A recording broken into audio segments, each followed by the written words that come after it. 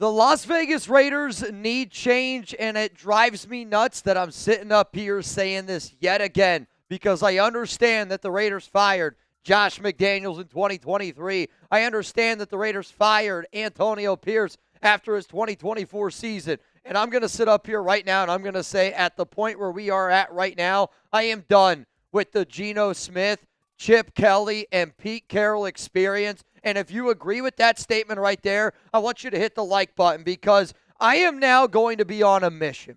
And my mission is going to be very simple. I know that I am a loud individual. I know that us together as a fan base can be a very, very loud and convincing fan base. If you want Pete Carroll to step down as the Raiders head coach, I'm going to be your guy, and I hope that all of us can get our point across because today what we're going to be talking about is a major report from Ari Meroff, which I broke down a little bit earlier on the Raiders report, which indicated some stories, some reports about Chip Kelly and Pete Carroll's job not being safe, and it indicated that the front office and John Spytek's job was safe. I will say this. I have texted John Spytek. I have reached out to him for further comment, and at this point, I have not gotten a comment from Spytek. Also, I'm going to sit up here and I'm going to tell you why it's time to bench Geno Smith.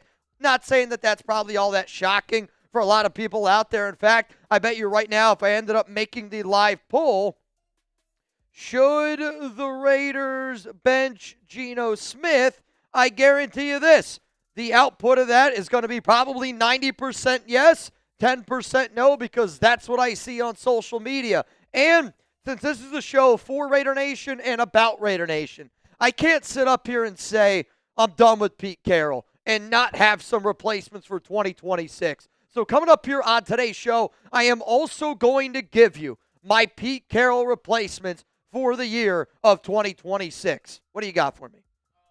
I saw you just gave me a look. Some good news, though. All right, I'm listening. Good news. I need some good news. Our guy Mike Nintendo Masters in the chat, and Mitch claimed the #1 spot on the Chat Sports host rankings from our guy Mike Nintendo. At least there's something I can be #1 at because the Raiders are definitely not going to be #1. Mitch, do you have a comment?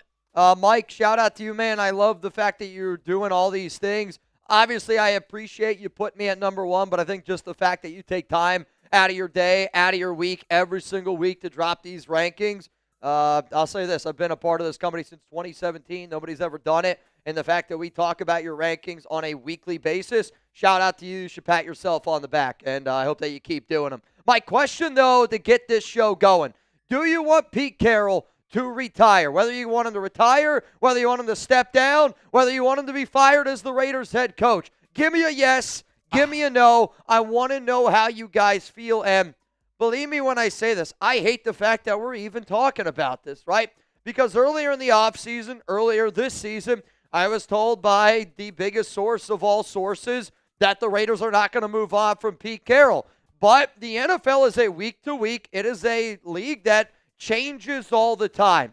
And based on the reports that have come out today, based on the rumors and things that I was told last week in regards to Chip Kelly, there is starting to become more and more smoke around the possibility of Pete Carroll not being the Raiders head coach next season. I still am probably on the fence of there's probably a better chance that Pete returns, but knowing that Pete wasn't the top option for this organization, knowing that if the reports are true, that the Raiders are a lot more confident about their front office and want to keep their front office pieces instead of keeping their coaching positions, I think that that's very important too.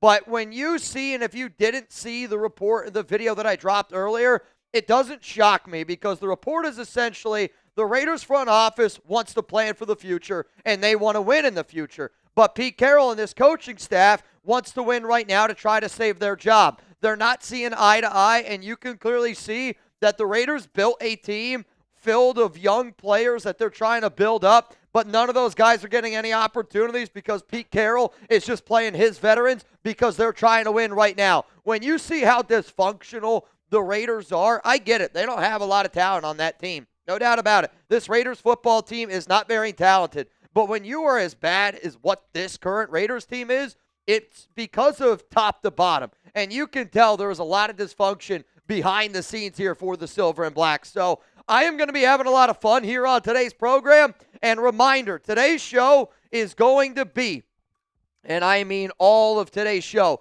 is going to be on the backs of Raider Nation. I want you guys to get your hashtag Raiders, get your super chat questions in. Let's talk about Monday Night Football. Let's vent together. I got 2 segments on tap for you because win, lose, or tie, the people that show up to the Raiders Report, especially after another embarrassing loss, that is the definition of a real one, and that's why I get up every single day. So, today's show sponsored by our awesome sponsor. It is Prize Picks, and there's a reason why Prize Picks is America's #1 fantasy sports app out there. I love being right, and even though I was very wrong on Geno Smith, I think I'm right in saying that it is time for the Silver and Black to move on from Pete Carroll, because even though my Prize Picks lineup did not hit, George Pickens got the fact that Ashton Jeanty only got the few opportunities that he got, it just shows all the reason why. I promise you this, I am going to go less on Ashton Jeanty rush yards every single game for the remainder of the season. You know why? The Raiders' offensive line is a joke. And Pete Carroll is not man enough to talk to his son.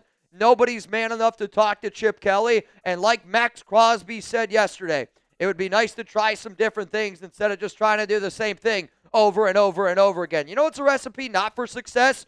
Throwing the ball 27 times and running the ball 3 times with a guy that you drafted at number 6 overall. But you know what? That doesn't make any sense, the Raiders do. What does make sense is you downloaded the Prize Picks app today. You using code CLNS to get $50 in lineups after you play your first $5 lineup. That's code CLNS to get $50 in lineups after you play your first $5 lineup. Prize Picks. It's good to be right. Let's go to the first super chat on today's show. John Rodriguez. I want him gone. I'm tired of his BS, his lies. I'm kind of at the point where, again, like, I like Pete Carroll, the guy, and that's what's really difficult, and that's why, I'm actually asking Pete, and I'm going to give the Raiders a few weeks to let Pete Carroll step down. But there is going to come a point where it goes from the it's time to step down, Pete, to the it's time to fire his ass. And there is a fine line between that, right? And I think the respect that people have for Pete Carroll and the respect that I know Mark Davis has, the respect that I know a lot of those players have, like, there is a lot of people inside of that organization that really, truly respect Pete Carroll. So to do it right, you ask him to step down. And if he's still unable to step down, that's where you have to step in and make him make the decision and say, hey, Pete, it's time to put it up. Because to me, it's not only, I'm not only saying Pete Carroll steps down and then everything else is the same. No. To me, in my mind, if Pete Carroll steps down, that also means the Chip Kelly experiment is over. The Geno Smith experiment is over. The Brennan Carroll offensive line experiment is over. And I would say if I sat down with 100 Raiders fans right now and I asked you, point blank, are you okay with the idea of moving on from Geno Smith, Chip Kelly, Pete Carroll, and Brennan Carroll? I think 100 out of 100 Raiders fans say yes. And that loss yesterday against the Dallas Cowboys, it wasn't just the loss. It was the benching of Caleb Rogers, how the entire game went of them not playing their young guys. It was the Raiders to a T this season, and the entire world got to see how dysfunctional they are from start to finish, and they don't make any adjustments. That's why I personally am done with Pete Carroll, and I am done with the Pete Carroll-led Raiders. So today's deals are as follows. Every $5 super chat that we get, you're going to be entered in for a chance to win a signed Ashton Jeanty football. It is a beauty right here. I want to be able to show you guys. Actually signed by Jeanty. We're going to be giving this away at the very, very end of the month. Got tons and tons of raffle tickets going in for that one. If you are angry and you just need a good scream, if you send in a 20, I'm going to scream my flipping head off for you, because the amount of times I just sit up here and I'm like, what do the Raiders need to do? I don't have the answer for you. To me, the answer really starts with moving on from Pete. And until you move on from Pete Carroll, I think you're just going to be sitting up here looking for solutions when really the answer is simple. You hired a 74-year-old head coach that clearly doesn't have it anymore. If you want to get in our duck race, you want a chance to win a little bit of money, $20 Venmo, Mitchell Renz 365. If you want me to tweet, retire Pete Carroll, I am going to @Pete Carroll. Whatever your YouTube name is, I'm going to tweet it out. And if you send in $100 and you bang, I am going to copy, literally, I am going to copy your super chat and I'm going to tweet it out and I'm going to @the Raiders. At this point, I want this show to be a voice way louder than just me. Because again, I know I'm a loud individual. I know Mark Davis watches this show. I know John Spytek, Pete Carroll watch this show. I know players watch this program. But I also know that people are very busy, and I know that people don't always pay attention to what we're doing. But if I put my message out there on Twitter, if I put my message out there on Instagram, if I put my message out there on Facebook, if I put it out there on YouTube, if we put it out on TikTok, the more and more and more that we put it out there, the more and more he's going to hear it. And at this point, I want to be a voice, but I also want to give people that other opportunity to have a voice as well. Let's go to the Real Cowboy. What up, Real Cowboy? If PC were to be fired, who is the intern? Patrick Graham? He's the only guy you could even consider. And that's actually not true. I do wonder, in all honesty, if the Raiders would entertain the idea of somebody like a Joe Philbin. And that's, again, only because he is a very well-respected guy. And I don't think, because what the Raiders don't want to run into is they don't want to run into an intern Bisaccia AP situation where if a guy does really well, there's going to be fans like, oh, we should keep him. Oh, we should keep him. No, there's nobody that we're going to keep. Nobody's going to get promoted to head coach. So if you want to hire PG, Patrick Graham, as your interim head coach, you can do it. But I'll be honest with you, I don't think they're going to move on from Pete Carroll right now. And I don't think Pete's going to step down right now. I think that Pete's going to end up finishing out the year. But when you look at the schedule, we got 2 wins right now, okay? 2 wins right now. Does anybody out there think we win another game this season? I don't know if we do. Because if we don't beat the Giants and if we don't beat the Browns, I really, truly do not know when the next move is going to happen. Also, some Raiders news just ended up going down. The Las Vegas Raiders have waived safety Chris Smith, and they have also released tackle Leroy Watson IV from the practice squad. So the reason why that is a notable move right there is 2 reasons. The first reason, they waived Chris Smith, somebody that this organization obviously drafted before, but moving on from Smith tells me that they are opening up a roster spot. I believe that open roster spot is going to go to Aiden O'Connell. I believe it's going to go to Aiden O'Connell. So Chris Smith has been waived, released tackle Leroy Watson IV from the practice squad. I believe that extra roster spot is going to go to Aiden O'Connell. So just keep that in mind. Ah! What up, Mav? I low-key feel bad for Max Crosby after he gets results like he does, the work he does. I want to see him happy, but I don't want to lose him at the same time. Also, should we have kept Carr? I don't know. I mean, now in the grand scheme of things, do I think Derek Carr would we have more wins as a Raiders organization with Derek Carr compared to all the quarterbacks we had? Yes. If we want to just look at would we have been better from Derek Carr to where we are now, the answer is yes, we would have been better. But again, I don't think that that's the point. I think the point is when you move on from DC, you move on to try to find a quarterback that can help you win playoff games, that can help you win a Super Bowl. And I just don't think that DC was ever going to be that guy. And I do feel bad for Max in a sense. Again, he signed that contract. I'm never going to feel bad for a guy that signs a contract that's $38 million in year 1, $32 million in year 2. He structured that deal the way that he did. Again, it takes 2 to tango. Max signed that deal knowing what he was getting into. So I don't feel bad for Max. Max wants to be a Raider for life. But in all honesty, if we're going to have a Max Crosby conversation with how bad the Raiders are, and if this team is truly going to do a rebuild, as much as I hate to talk about it, it's the truth though, the Raiders should entertain the idea of trading Max Crosby to accumulate those draft picks. That way you do a rebuild. because we are not just a few starters away from being able to compete. I legitimately think we need 11 to 10 starters on this team. We need so much depth from top to bottom. And the problem is going to be we are so far away from competing and from being a decent football team that I don't know if it's ever going to happen in the Max Crosby timeline. Like, I think we are so many years away from being a good to decent football team that it's not going to be in the timeline that Max Crosby had thought. Like, it wouldn't shock me. It really, really wouldn't shock me if they started just throwing out the trade ideas this offseason. Not that I want to trade Max. I love Max. And I see it already down below. No trading Max from Unknown Raider Guy.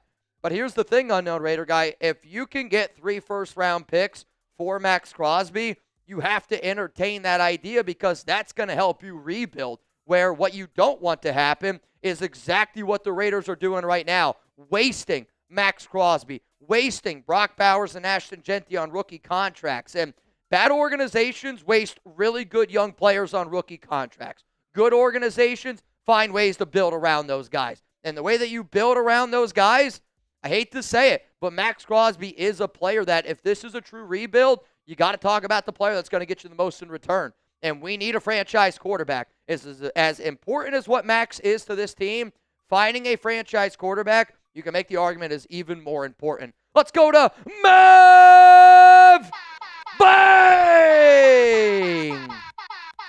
Let's get a win against the Browns. The nation needs a win just for fun. Let's go Raiders!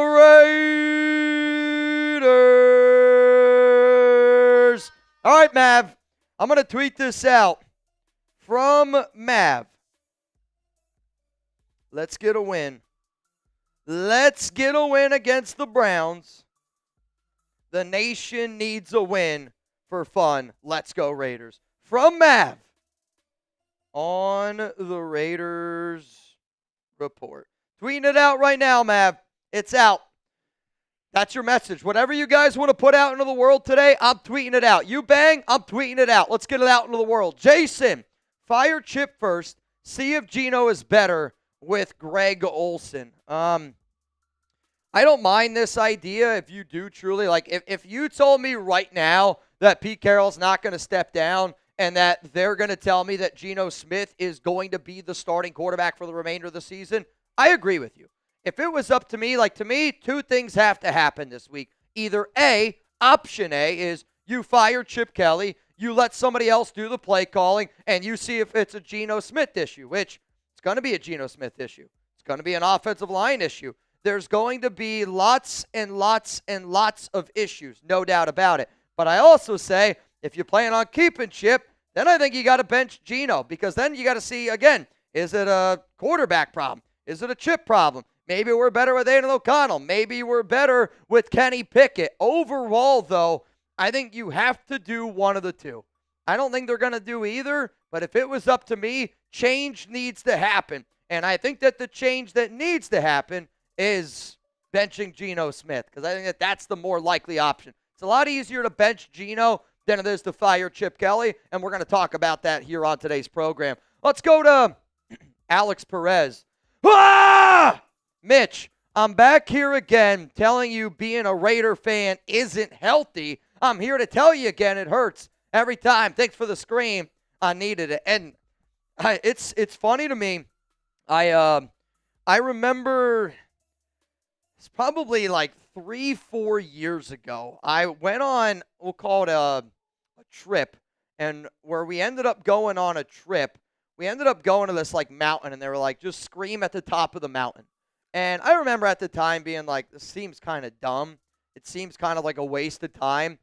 The stress relief that I felt when I was up there and just honestly just yelling, it helped me out. So, like, I do this show today because I know I'm not the only one that feels like I need to just scream. Like, I really do. Like, as a grown man, I'm a 32-year-old grown man. And last night when I was home, I didn't know if I should scream, if I should cry, if I should punch a hole through my wall, or if I should just snuggle with my dog Chuck as much as humanly possible. I ended up snuggling with Chuck. But, like, for me as a grown man at the age of 32 to almost just want to curl up into a ball and feel that type of way about a freaking football team, it's kind of pathetic on my part, in all honesty. Like, I'm not afraid to admit it. It's kind of pathetic on my part, but that's just because I care, you know? Like, I want to give a shout-out to my guy, Q. He was on Twitter yesterday, and he had a hell of a crash out. I thought I was having a crash out. And, you know, like, I think people crash out, Raider fans crash out because we care. And I know we care. I know everybody watching the show cares right now. But the frustration lies in the game yesterday was the total proof of this Raiders fan base just clearly knows so much more than the coaching staff. And the frustration comes from stubbornness. Josh McDaniels and that regime was stubborn. And this Pete Carroll-led Raiders team showed you yesterday on Monday Night Football, before the game even started, like, the fact that they're willing to put Will Putnam at center and move Jordan Meredith to guard after months and months and months of telling us it's such a crazy idea to do it with JPJ is just proof that this is going to be a staff that they're just going to do what they want to do. They don't need a rhyme or reason. They just are going to do what they want to do. And they care more about being right than doing what's right. And you can't tell me otherwise. And that's why I am at the point where I am I am done with Pete Carroll. I am done with the Pete Carroll-led Raiders. And I promise you this, I am not going to support Pete Carroll and the Raiders anymore. I will root for the Raiders to win. But until the Raiders decide to move on from Pete, or until Pete Carroll steps down, we're going to be in this exact same situation. And quite frankly, I don't know how as a fan base, like, I'm going to be a hopeful Raiders fan in the offseason. No doubt about it. You have to be a hopeful fan in the offseason. But, Mark, I don't know if you watched this show today. Mark, I think if you want this fan base at all, and I mean at all, to have any faith in you as an owner, you got to make the difficult call. And unfortunately, I think that is firing your third coach in 3 years. But I know Mark doesn't like to be called out. I know Mark is not happy about how Monday Night Football went.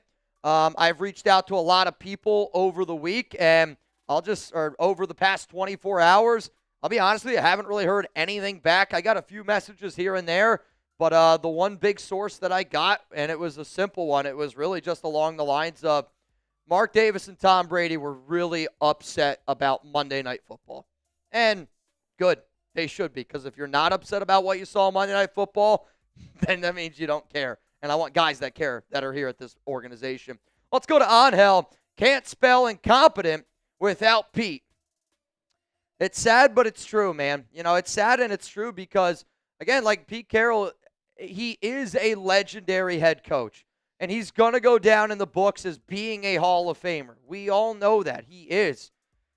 But the Raiders, and this is the Mark Davis problem, we need to hire guys that want to make their legacy with us instead of not giving a shit about how they do or not. Because Pete Carroll knows it doesn't impact his legacy at all, win, lose, or tie. He can make it better by winning.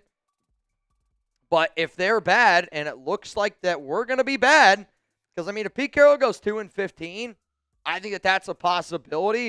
I mean, right now, Pete's got to try to win 4 games. Because if you're worse than what the previous regime was, and right now they are as equally as bad, if not worse, you know, people are going to start coming for Pete Carroll, and people have already started to do it. Roy Rader, if we lose to the Browns, do we see a firing then or later on? I'll say this. I am going to do a video on this later in the week. One of my sources that gave me some scoops on Chip Kelly last week said he's going to get back to me a little bit later on in this week. I'll just say it from my own standpoint. Mark Davis, and I'm telling you, when you're on a primetime game and the Raiders lose to the Dallas Cowboys, and the Raiders were heckled against the Chargers, they were heckled on Thursday Night Football, but the fact that they were heckled after the Broncos game, they're being heckled now, the Cowboys, that really bothers Mark. If they lose to the Shador Sanders Browns, there is no more attention. Like losing to the Cowboys on Monday Night Football, a lot of attention. Losing to the Broncos on Thursday Night Football, a lot of attention. If you lose to the Cleveland Browns, led by Shador Sanders, I promise you this, the amount of negative attention that will come the Raiders' way, it's going to be way more than what it is right now. It's going to be way more than what it was Thursday Night Football. And that type of loud roar is going to speak so much volume to Mark Davis. Again, I don't know if it's going to happen this week. I don't know if anything's going to happen last week. But I had a source tell me last week that Chip Kelly could be fired because there were already rumblings inside of that locker room that teams or players are not happy with Chip. And again, I think Chip would end up being the early scapegoat again after the Tom McMahon firing. But I'll just say it like this. Did the Raiders players that talked to the media yesterday, especially Ashton Genty, did they look at all happy? And I get it. They got their ass kicked. But think about what Ashton Genty said. And he was like, I don't call the plays. I just do what I do. And, Max Crosby sitting up there going, well, if we keep doing the same thing over and over again, that's insanity, is it not? And when you have your leaders speak up and are showing the amount of frustration that they are showing, there's a lot of truth to a lot of those locker room issues, right? Adam Butler last week talking about how the offense needs to pick it up. Chip Kelly is not well liked in that locker room. Chip Kelly has been an absolute failure as the highest paid OC in the National Football League. And to me, I think if the next domino were to fall, I think it would be Chip Kelly. Because again, right now, the arrows are pointing at Pete Carroll, Chip Kelly, Geno Smith, Brennan Carroll. Out of those four options right there, Pete's not going to point the finger at Geno and his kid Brennan, right? I don't think he's going to point the finger at those guys, and he's definitely not going to point the finger at himself. So if Pete doesn't step down, Pete doesn't have the head coach cojones that's needed to point the finger at Geno, because he said Geno's been fantastic. Again, I can't even believe what Pete Carroll said today about Geno. The quote was, and it made me want to jump out of our 23-story building here at Chat Sports.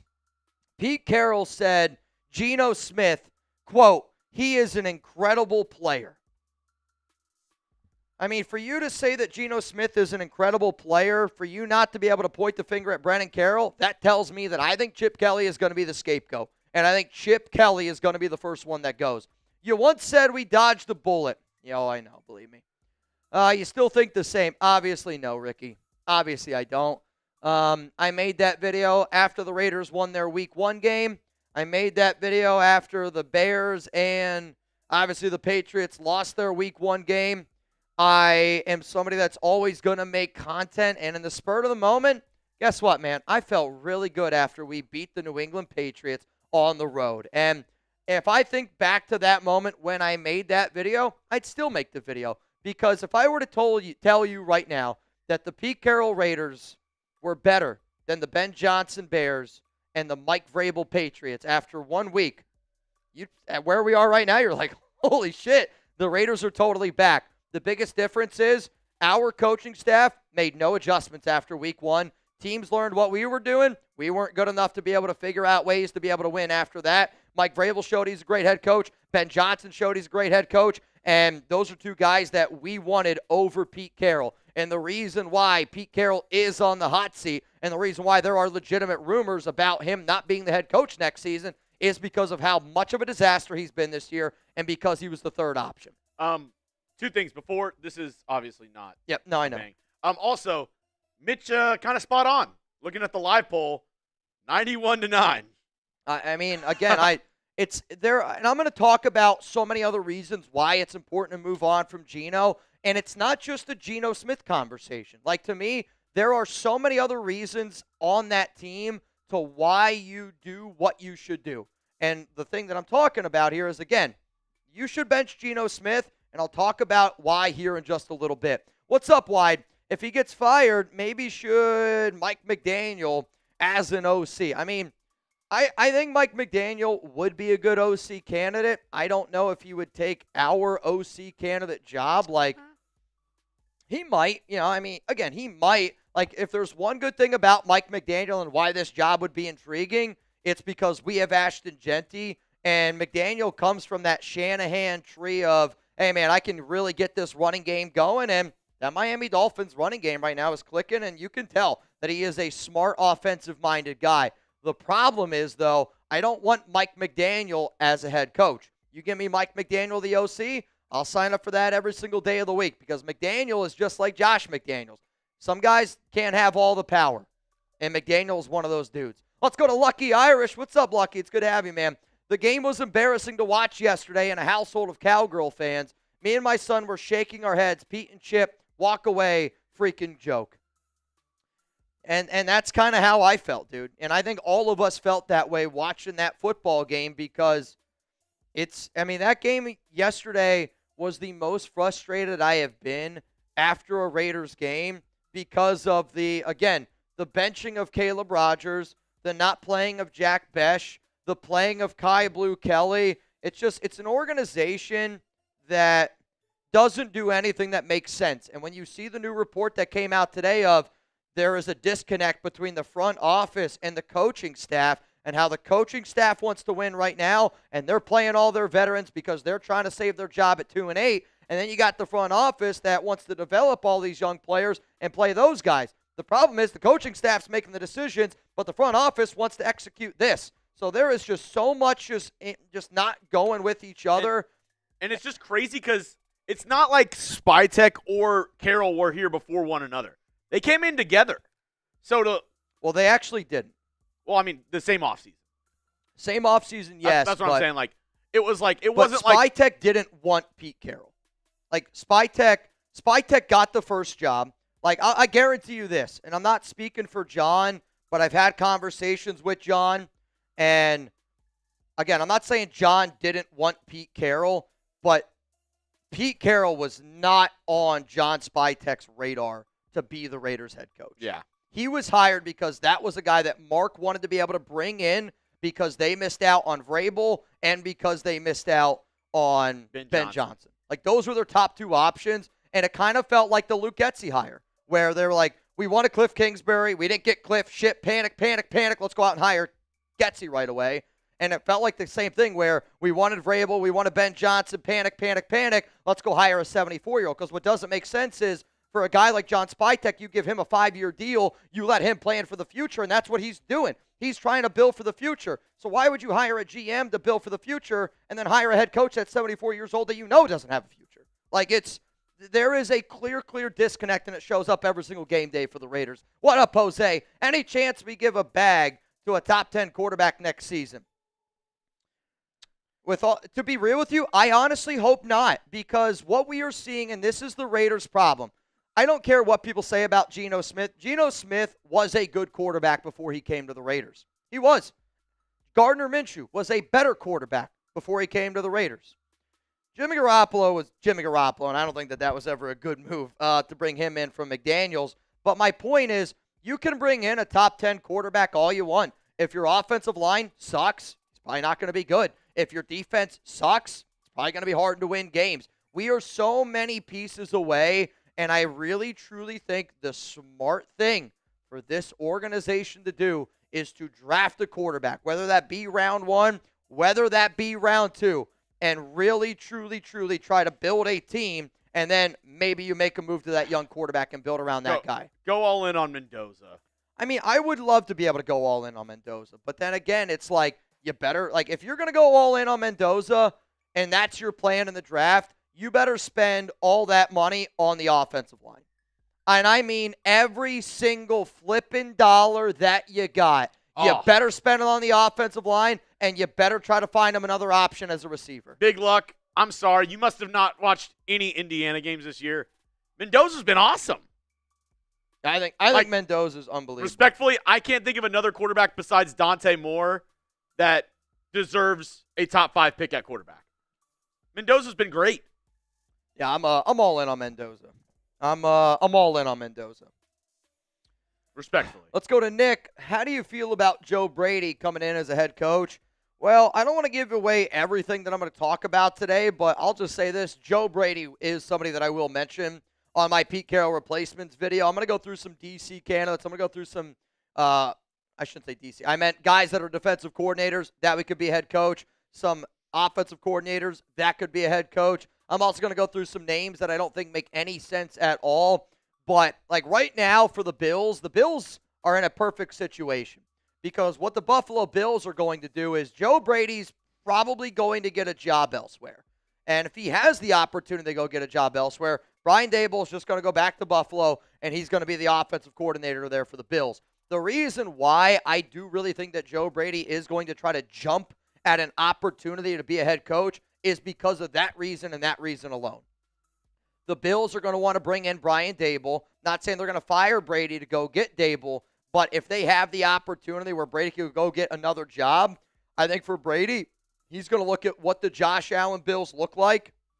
And, to me, the only way Joe Brady doesn't leave is if there are some rumblings that he could take over for Sean McDermott if the Bills just turn into an absolute dumpster fire near the end of the season. But I am on board for Joe Brady. I used to bring up Joe Brady 3-4 years ago. If you guys remember my old head coaching candidate shows that I did. If you go back and you look at my Josh McDaniels coaching candidates video that I did, and if you go back and you look at probably the video that I did after that one, I guarantee every single one of those videos has Joe Brady in it.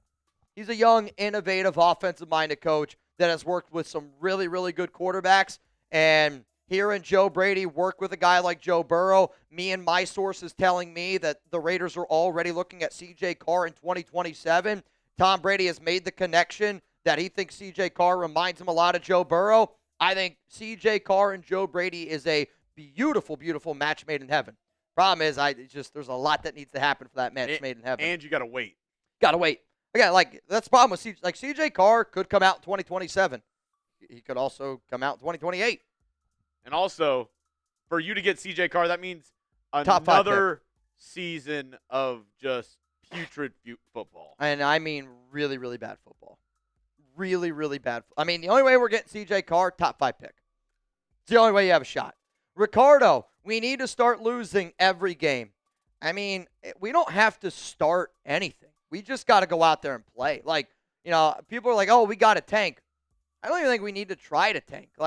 We are not going to be a favorite in any game that we play for the remainder of the season outside of maybe this next game against Cleveland. And the biggest thing that people don't realize when we talk about tanking is all the guys on the field are still trying to earn more contracts, earn more money, earn future contracts, future deals with other teams. No way. Imagine if you were, evaluated as a host for other sports media places and people were like, well, you should just do shitty every single game day or whatever. You're not going to do that because that'll hurt your future. Yeah. So the players out there, they're not going to be like, oh, yeah, to help us in the future, you should look shitty so another team doesn't want to sign you.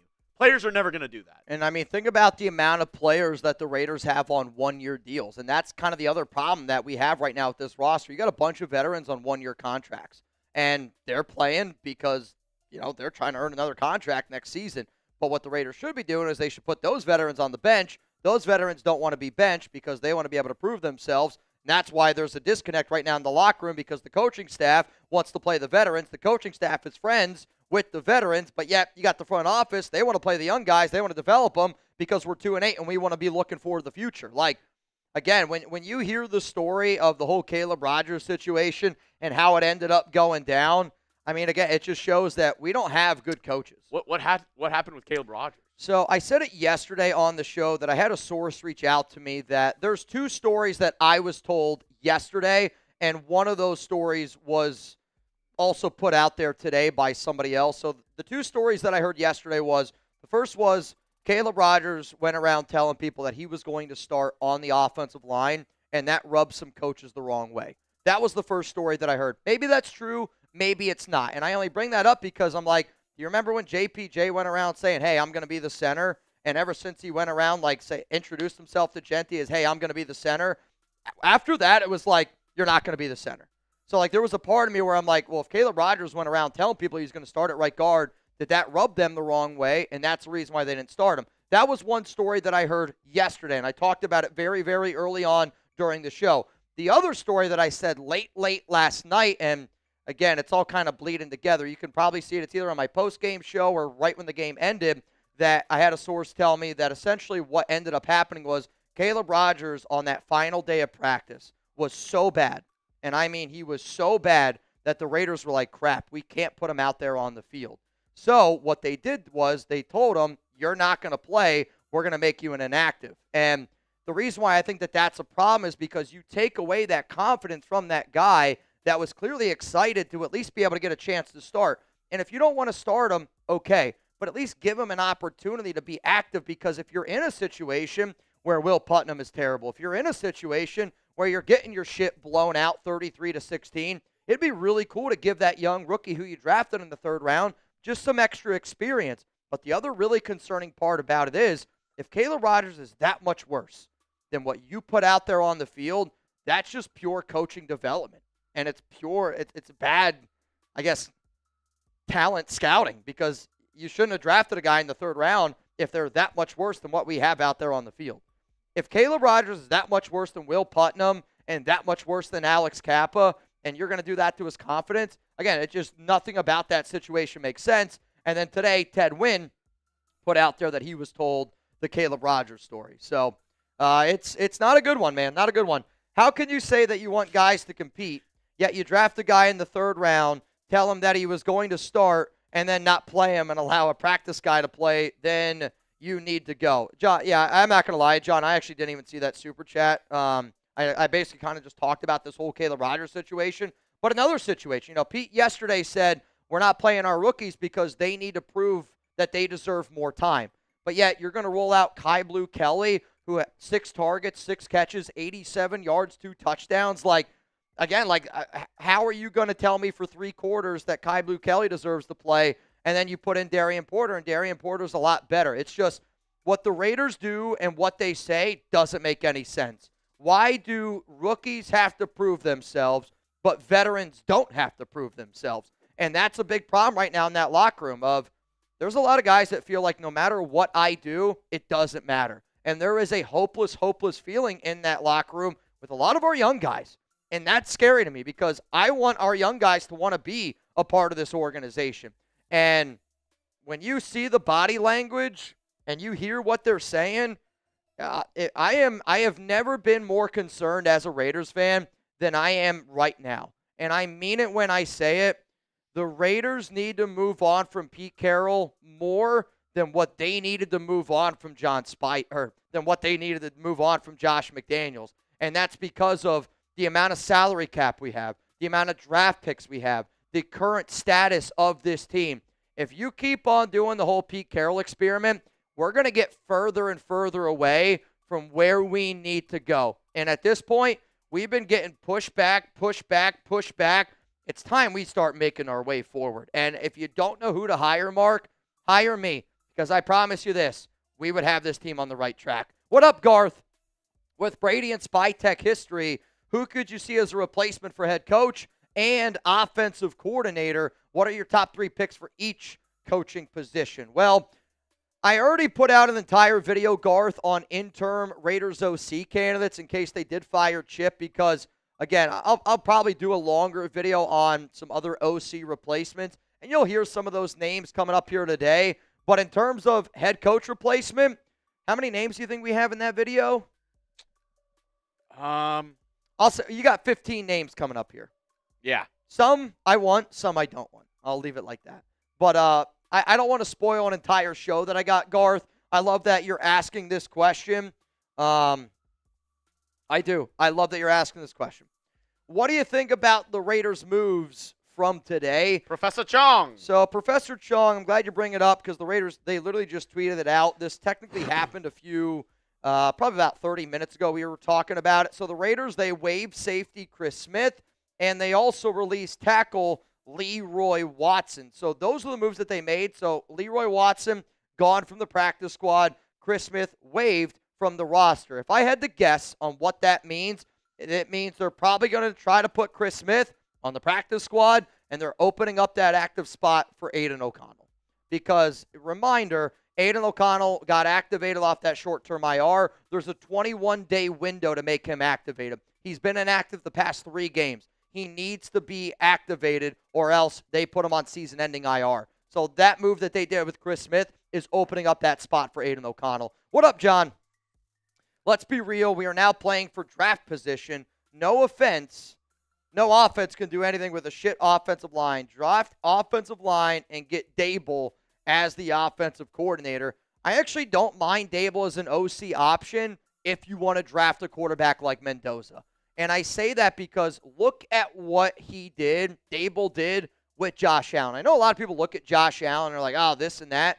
Josh Allen was not a good quarterback coming out of Wyoming. He was unbelievably athletic. Unbelievably athletic. But you look at the first 2 years of him in the NFL, people didn't know if he was going to be good enough to throw a football. And he was very inaccurate, but got better and better and better. Big arm, big body. Like, if you're out there and if you want Mendoza, that guy with Mendoza, I think, is a match made in heaven. Match made in heaven.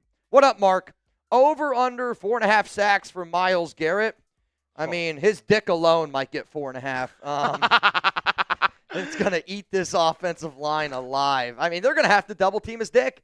Dude. They're going to have to. We were talking in the office. Between Myles Garrett and Max Crosby, 8 sacks on Sunday. Because the Browns' offensive line is really, really bad.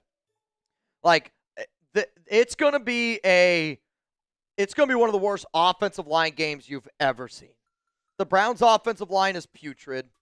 The Raiders' offensive line, I think, is right now the worst offensive line in the NFL with what they have out there on the field. Myles Garrett's going to feast. I'm telling you this, the amount of sacks that you're going to see in that next game against the Browns, both sides of the ball, yeah, I mean, I'm telling you right now, it's going to be unbelievable. And if you don't know what Mitch is referring to, just look at Myles Garrett talking to the media after their game this past week. If you look up Myles Garrett. Anaconda. Yeah, it's wild, man. This times 3. It's wild that we're the same species. You know, it's like looking at a Great Dane and a Chihuahua and being like, I can't believe they're both dogs. Robbo, let Spytek and Brady cook. Devin said, Mitch, you got too much dip on your chip there. You know, it's funny. I'm with you, dude. I want them to cook. And like I said, I reached out to John this morning. I asked John a few questions on my end. I'm going to, at this point, like I said, I feel like I've been a pretty respectable guy in terms of doing this show the way that I've typically done it. And that's because of some of the people that I've met, some of the relationships that I've been able to create. And I don't want to ruin relationships that I have with people inside of that building. And I know that. And I've been patient with John. But like I said, I'm going to start turning the heat up here on some certain guys. I've reached out to John to see if I can get him on this show for an interview. I doubt that he's going to do it, and I don't blame him because of where the status of the Raiders are. But at this point, if you are done with the Pete Carroll Raiders, my message is going to be very loud. My message is going to be very simple. I am done with the Pete Carroll Raiders. Let's go to Ryan McDonald. What up, Ryan? I'm not a big Geno guy, but there's not a single quarterback that would have success with this offensive line. Need to load up on O-line before drafting a quarterback. And I don't totally disagree with you, all right? And I really totally don't disagree with you. But again, the other problem is if you're not going to play our offensive linemen where they should be played, like you should put JPJ at center. And looking how that team handled their offensive line yesterday against Cowboys is unbelievably frustrating to me. But you're right. But that's also the exact problem. What's wrong with the Pete Carroll regime? How on God's green, like imagine if your fans or if a guy on YouTube said, it doesn't make any sense to draft Ashton Genty with this Raiders offensive line. I mean, I said it, you said it, we all said it. And we all said it because it was so glaring and so clear to us that it doesn't make any sense for you to draft Ashton Genty with this offensive line. I know people got mad at me when I said I'd rather draft Armin Membu over Genty, but now you're starting to see why. Because you can have a very talented player in Genty, but if your offensive line stinks, it doesn't matter. I want to be able to win in the trenches. And if I was put in charge, I promise you this, we would try to win in the trenches. Goots, if we have the first pick next year, would you draft Mendoza or trade back, fill as many holes as possible, then get Carr in 2027? I'll say this. I think if the Raiders go out and try to get C.J. Carr in 2027, I think it involves a Max Crosby trade. And I only say that because if you trade Max, you're going to try to get 2 to 3 first-round picks, and with that contract that he has, that's going to put the Raiders in a situation to go get C.J. Carr. Because the only way you're getting C.J. Carr is if you have a top 5 pick. And I mean it when I say it. I hope the Raiders aren't in a situation in 2027 to go have that top 5 pick. In terms of next year's draft, though, like, If I can get Mendoza, I want Mendoza. But if the New York Jets are offering me everything for that number 1 overall pick with the amount of holes that we have, I am team trade back because of how many holes we have. Rebel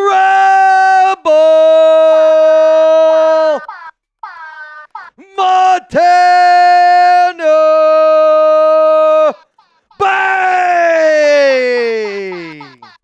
Rebel Montana! Rebel Montana! All right, Rebel.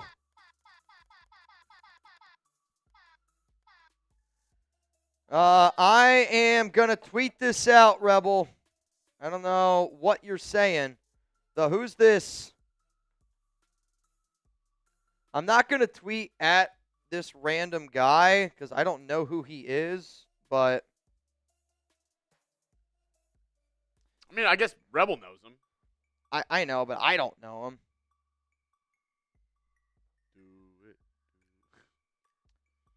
I'm just going to tweet at the Raiders. From Rebel, Montana. Rebel, shout out to you, bro. Let's go to Angel Molina. Rebel, I literally just tweeted it out. I remember when we were dubbed the kings of Monday Night Football. Now we're the clowns of Monday Night Football. I'm so bleeping tired of the same nonsense every bleeping year. A lot of bleeps in there, and I'll tell you this, keep the bleeps coming because we are embarrassed. You know what's crazy? It's the best primetime game we maybe have played all year. If the Raiders would have scored less than 10 points, they would have been the first team in NFL history to have 3 primetime games score 10 points or less.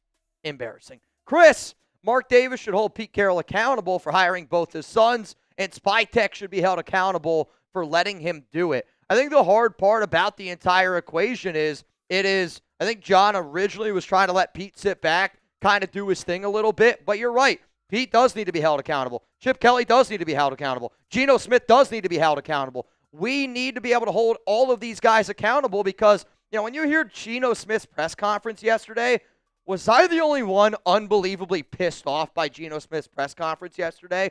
Because he just finds a way to just get underneath my skin, and he's so good at being able to get underneath my skin.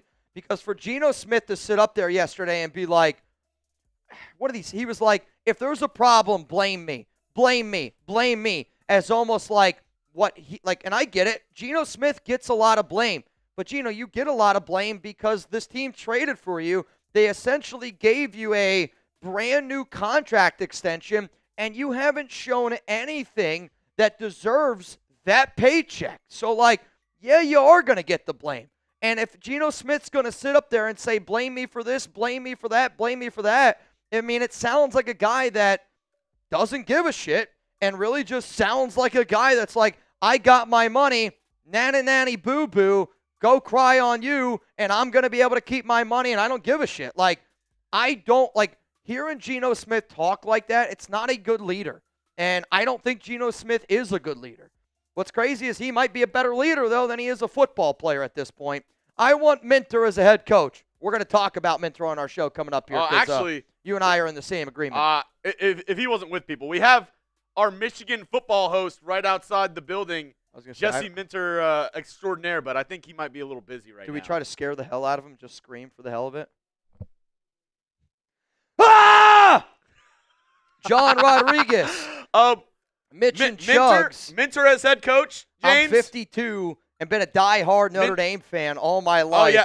James is saying Minter as head coach, yes. I mean, Minter would be a good option. I mean, look at a young, innovative coach. Like, to me, if you're going to bring in Minter, you should do exactly what the Seattle Seahawks did. They bring in a guy like Mike McDonald. They have a team that just fits his persona. I want a team that fits the identity of my head coach. And Minter's going to bring in that physicality. He's going to bring that FU style of football. And if you saw the report from Ari Meroff, it's everything that I've been saying for months. I was told by a very, very good source of what the plan was for John Spytech and the Raiders. And I was told that plan, and I've been saying it since March. I've been saying it since February. I was told that this Raiders team wants to play an FU brand of football, and they want to try to build this team the way that the Detroit Lions and the Philadelphia Eagles are built.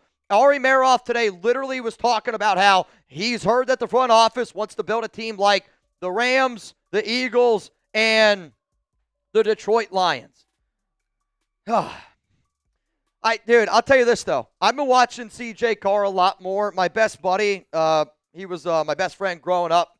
Shout out to Ross. Big Notre Dame fan. One of the best men at my wedding. He's like the biggest Notre Dame fan that I grew up knowing. It's why I hated Notre Dame growing up. John, you actually think Riley Leonard's better than CJ Carr? Yeah, no. I mean, he might just say Riley Leonard. Oh, you're saying Riley Leonard's not close to CJ Carr. I know. I'm sorry, I was dude. saying, Riley Leonard is not even close to CJ Carr. Now, Leonard, again, what you're basing it off of, you're basing it off of a redshirt freshman compared to Riley Leonard, who I believe played multiple years at Duke and then went to Notre Dame. I think he was somewhere before Duke, went to Duke, and then went to Notre Dame. I think he transferred twice. Did he? Maybe. I might be mistaking him with someone else, but I'm sorry. Watching the Natty, it's not Riley close. Leonard sucked. Again, Riley Leonard is a good college quarterback, right? He's Tim Tebow. He's Pavia.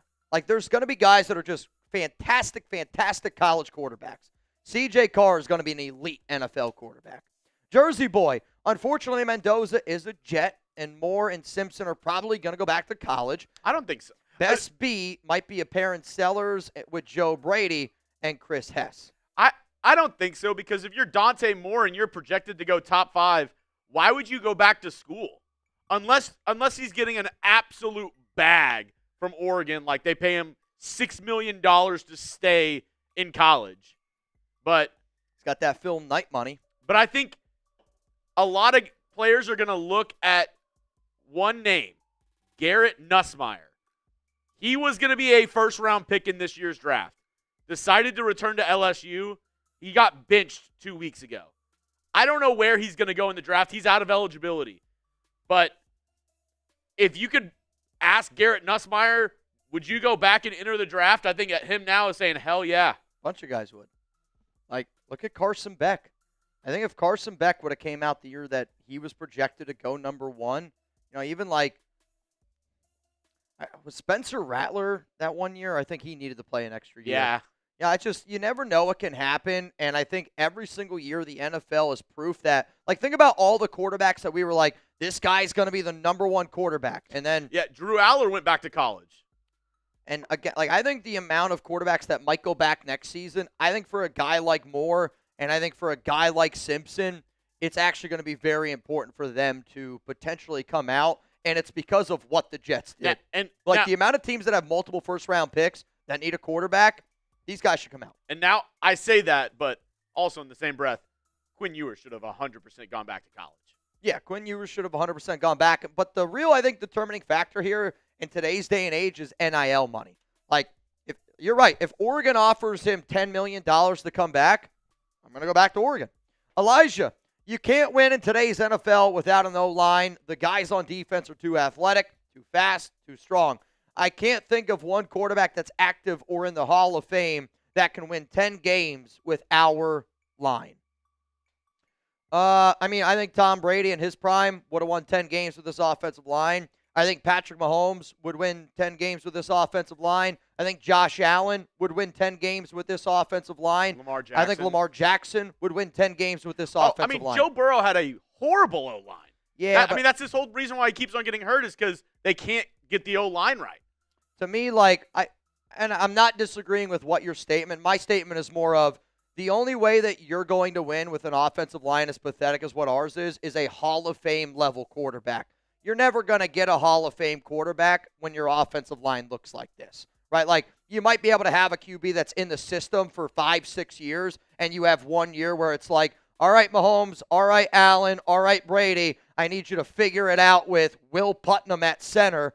They're going to be able to do it, and they're going to be able to win 10 games. I think to just insert a quarterback the way that the Raiders did with just inserting Geno into that situation, you're right. No quarterback, I think, is going to be able to just be inserted into a brand-new team with this offensive line and have success, unless it is a true Josh Allen, Lamar Jackson, Patrick Mahomes, Tom Brady in their prime type of guy. Dylan Erickson, clean house. That means, to me, clean house. You're saying coaching staff. Mark hands off head coach. Spytek picks his head coach. We need to evaluate Spytek as well, and by this, you are handcuffing him to his head coach. I agree with this statement, Dylan. This is the way that a smart organization would do it. A smart organization allows their GM to hire his head coach, and they tie him together. You don't do what the Raiders have been doing. TJ, Browns are going to beat us if we don't use Genty. And I'll say this, if you want Pete Carroll to be out the door as much as I want Pete out the door, I still want the Raiders to be able to win football games. But I think that if the Raiders lose to Shedeur Sanders with the immediate attention that is going to come with that loss, might be enough to get the ball rolling in some directions that we want to see. What up, Dr. Checkmate? Broncos Dan here. I actually feel bad for you. Thanks, Broncos Dan. Bronco Dan, thank you. Miguel, I have a feeling Raiders going to let Sanders be a all-star next game. It's time to fire Pete and his regime. Yesterday's game was embarrassing and sad. I mean, it was embarrassing. It was sad. It was everything wrong with the Pete Carroll regime. I do not think that Sanders is going to slice us and dice us. I want to ask everybody in the audience right now. We have 620 people. Does Shedeur Sanders starting make you want to watch this game even more? Yes. Give me a yes or give me a no in the comment section. Shedeur Sanders is the number one reason why I want to watch the Raiders game. Let me know why for yes and for no. Shedeur starting, does that make you want to watch this game even more? Because as crazy as it sounds, I think this might be one of the most watched games this week out of all of the NFL games on the slate. This will be the biggest watch party we do all year. I guarantee you this. I'm not kidding you when I say it.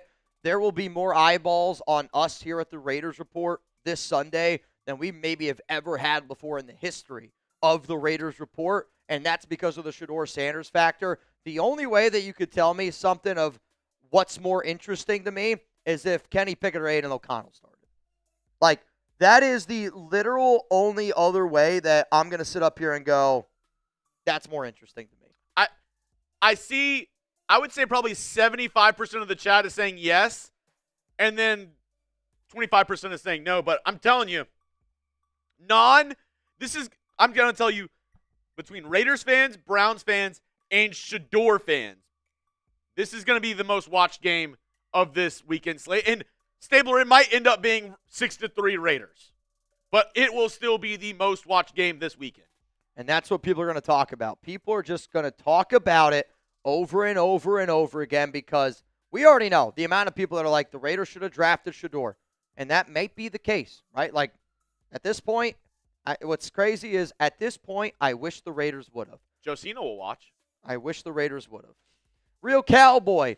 CK, Chip Kelly calls 10-plus pass plays in a row, mixes in play action without calling a run. What the actual F? Dude must think he's playing Madden 2005 on beginner mode. Like, good game. The problem with the Raiders is, imagine drafting a running back like Genty, not doing anything to address the offensive line. And if you're going to draft a running back like Genty, you should probably want to try to be a run-first team. So, yesterday's game, 27 passes, 3 runs to the running back in the first half. Oh. What's crazy about that stat, though, and what's crazy about it, Real Cowboy, and again, why it's so frustrating is it wasn't only Chip Kelly. Pete Carroll said yesterday to the media and admitted that he was also a part of the game plan. But yet, when Pete was asked right before halftime, like what the team needs to do to get it going, he's like, we got to get the ground game going. I want to see more runs. And I get you want to be able to run the football, but it's hard to run the football when you don't have the proper pieces to do it on the offensive line. But I get the Raiders' offensive line was at a massive, massive disadvantage yesterday. I still don't know how you can look me dead in the eyes and say our game plan was to throw the ball 27 times and to run it 3 times. I got a segment coming up here, Real Cowboy, about why I think it's important to bench Geno Smith. And I'm going to talk about something that you're kind of bringing up here. But to me, yesterday's game proved one thing. And again, it proved to me that the Raiders, Chip Kelly, Pete Carroll, and I'm serious when I say it, I think are more concerned about Geno Smith doing well than actually setting us up to win football games. Because For Geno Smith to sit up there at the podium and say, hey, man, I'm better when my back's against the wall. I need to be able to cut it loose. Like, everything Geno said of what he wants to do, they allowed him to do it in that game Monday night. They allowed him to cut it loose. They allowed him, to put it all on him.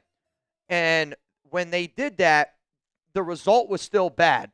And I get it, the offensive line was bad. But the reason why what you're talking about here is so dumb, it's because when you get to the third and fourth quarter, the defensive line for the Cowboys was super, super fresh. It's because when you run the football, that wears the defense down. When you throw the ball, it allows those guys to pin their ears back, and they're going to be fresh, making it way more difficult on you then in the third and the fourth quarter. That's why that game plan yesterday is just, again, everything wrong with this regime. Everything wrong with this regime. What up, Jason? Go get Matt Nagy. Get Kyler on the cheap. Nagy is innovative, did wonders with Trubisky. Also, Chiefs are slipping stars, getting older, or McCarthy. Jason, I'm going to be honest with you. I could not disagree with what you're saying here more. I do not think Matt Nagy is any good. I think if you were to ask any Bears fan of why Matt Nagy would be an absolute disaster of a hire, I think going out and getting Kyler Murray is an absolute disaster of a plan because I don't want a journeyman quarterback, and I want somebody who's a good leader. Kyler Murray is a really, really bad leader. It's been very well documented. And, to me, you could say he did wonders with Mitch Trubisky. What is wonders with Mitch Trubisky? What is wonders with Mitch? I'm actually curious of what it is because, yeah. Mike McCarthy, I do think is a good option. And to me, if for an organization that wanted to hire Mike Vrabel, that is the exact reason why you hire Mike McCarthy. Because I do think Mike McCarthy is a top 32 head coach out there in the world. And just like I said last year, that I thought Mike Vrabel was a top 32 head coach in the world. The only other, unless you're saying McCarthy in terms of J.J. McCarthy, which, again, I hate to say I told y'all so. He's talking quarterback. I'm pretty sure he's talking Mike McCarthy. Oh, get Nagy or McCarthy? Again, I would be on board for Mike McCarthy. Nagy for OC, if you want to put him as an OC, I just think that there's better options out there. To me, it would be a little bit of a settle to get Nagy as our OC. McCarthy's terrible. Yeah, when you guys, again, people can say, they give me some credit here and there, but I think when you go back and you look at my evaluation of the 2024 quarterbacks, I think it's been spot on. I said Drake May was my favorite. He's been the best. Jaden Daniels is number 2. And I think if Jaden was healthy, I think people would take Jaden over Caleb Williams. Caleb Williams has done great. I said that I don't think Bo Nix and J.J. McCarthy are worth being drafted in the first round. I know Denver's 9-2 with Bo Nix, but anybody that's actually watched that football team play, you don't actually think Bo Nix is a good quarterback. I don't think there's any way that you can. McCarthy's been just abysmal. And Michael Penix, what scared me was the injuries. And unfortunately, 5 out of his last 8 seasons has ended in a knee injury. So, personally, I've always predicated myself on my evaluation of the quarterbacks. I don't blame anybody for being like, yeah, Mitch, you said Geno Smith was good. I did say Geno Smith was good, and I've clearly been wrong on that. But I will sit up here and I will say I was spot on with my quarterback evaluation from the 2024 NFL Draft. And quite frankly, I feel like I've been pretty spot on with my quarterback evaluation and many drafts leading up to this season. So I think we have one more Super Chat. You're okay. And then once we get through this, I want to be able to get into the next segment. Actually, we might have 2. Okay. Sorry, it's just the name didn't line up for me. This is all my fault, Mitch. I got a Raiders tattoo back in 2002 after the Raiders went to the Super Bowl, and they have sucked ever since. I'm sorry. Skinbone, what's funny, though, is you're not probably the only Raiders fan that feels this way. Because when you have been a organization that has lost the amount that this organization has lost, you sit back and you're like, what can, today, I almost shaved my beard. And I feel what you're saying here because I know there's probably a lot of other Raiders fans feel the same way. They're like, what do I have to do to get a Raiders win? I wake up on Raiders game day and I'm like, do I wear this underwear? Like, do I wear this jersey? Do I brush my teeth with my left hand? Like, what, do I have to rock a mustache because the beard's not working? We're looking for other things outside of what's actually the problem, and it's only because of we're just that desperate, I think, at that point where it's got to be voodoo. Like, the Raiders can't be this bad for this long. There's got to be a voodoo doll. There's got to be something else out there, and maybe it's because Skinbone here got a back tat in 02. Skinbone 78 got a back tat. Oh, man. Nico Laz. Hey, Nico was a big Will Levis guy. I mean, but you can't trust anybody that eats mayo out of a jar. Like, if you want your franchise quarterback to be a guy that eats mayo out of a jar, that's on you. That was the only tape I watched, Nico. No, I'm kidding. I watched a lot more tape. So, we are doing a duck race today. We have finally got through all of our Super Chats, and I just want to say this. That was an hour straight of all Super Chats, an hour straight of a lot of really, really good questions, and I appreciate the fact that you guys showed up and you guys showed out today. Reminder, if you want to get in for a chance to win a little bit of money, we are doing a $20 duck race today. Right now, it's $20 to get in. The names that I see in are Victor Lobos and the man who I tell my wife about, the Weldinator, is in. You know, that meme when it's like, your wife's like, oh, he's thinking about some other woman. I'm just thinking about the Weldinator. That's, the Weldinator yesterday is the reason why we won our Bang challenge against the Cowboys report. Him and, you know, again, like him and so many people that just went crazy yesterday. Lord Cameron Abbott, but the Weldinator, dude. I guess I've seen some people go on some pretty legendary runs, and the Weldinator is up there right now with some of the most legendary runs that I have ever seen. And I mean that, dude. You're rocking with me, and I love the fact that you're rocking with me. It means a lot to me. It means truly a lot to me. All right, y'all. Let's get in to the very first segment here on today's show, and it's going to be around why I want the Raiders to bench Geno Smith. After that, I'm going to get into my Pete Carroll replacements. Cool. Sounds good. Is this one? All right, cool. Yeah, I was going to say, you can either show my Raiders one or I don't know if anybody else made one. I've been waiting to make a Prize Picks line because I didn't see anything this morning. Okay.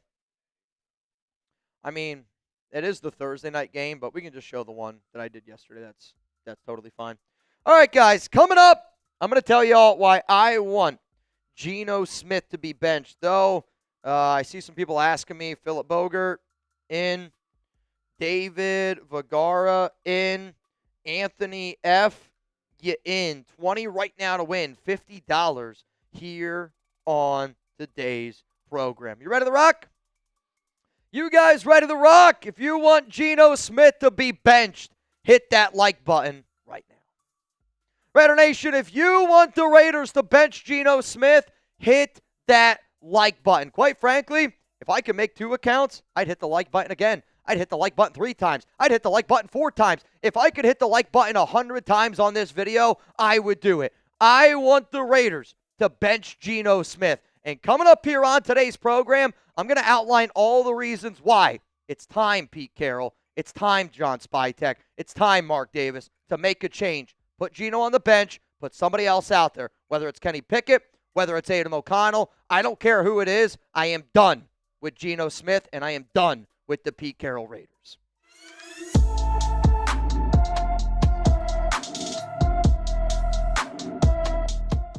Raider Nation, what's going on? It's Mitchell Renz here, host of the Raiders Report, and I'm going to tell you why the Las Vegas Raiders need to bench Geno Smith before their Week 12 game up against the Cleveland Browns. And I got a lot of different reasons here to be able to outline, and I know that this is not a unpopular take of me sitting up here saying that I want the Raiders to bench Geno Smith. I don't think that the Raiders are going to bench Geno because if you heard Pete Carroll talk to the media, he said that Geno Smith is doing a fantastic job. Well, Pete, if you're too old to be able to open your eyes up, maybe your ears still work, and hopefully you listen to this. It's time to bench Geno Smith. The Raiders are 2-8. It's not like we've been a successful team this season, and I know the offensive line's got a lot of issues. I know Chip Kelly stinks, and I know that there are so many outsiding factors that are also impacting this offense, and I get it from top to bottom. But we won week 1, okay?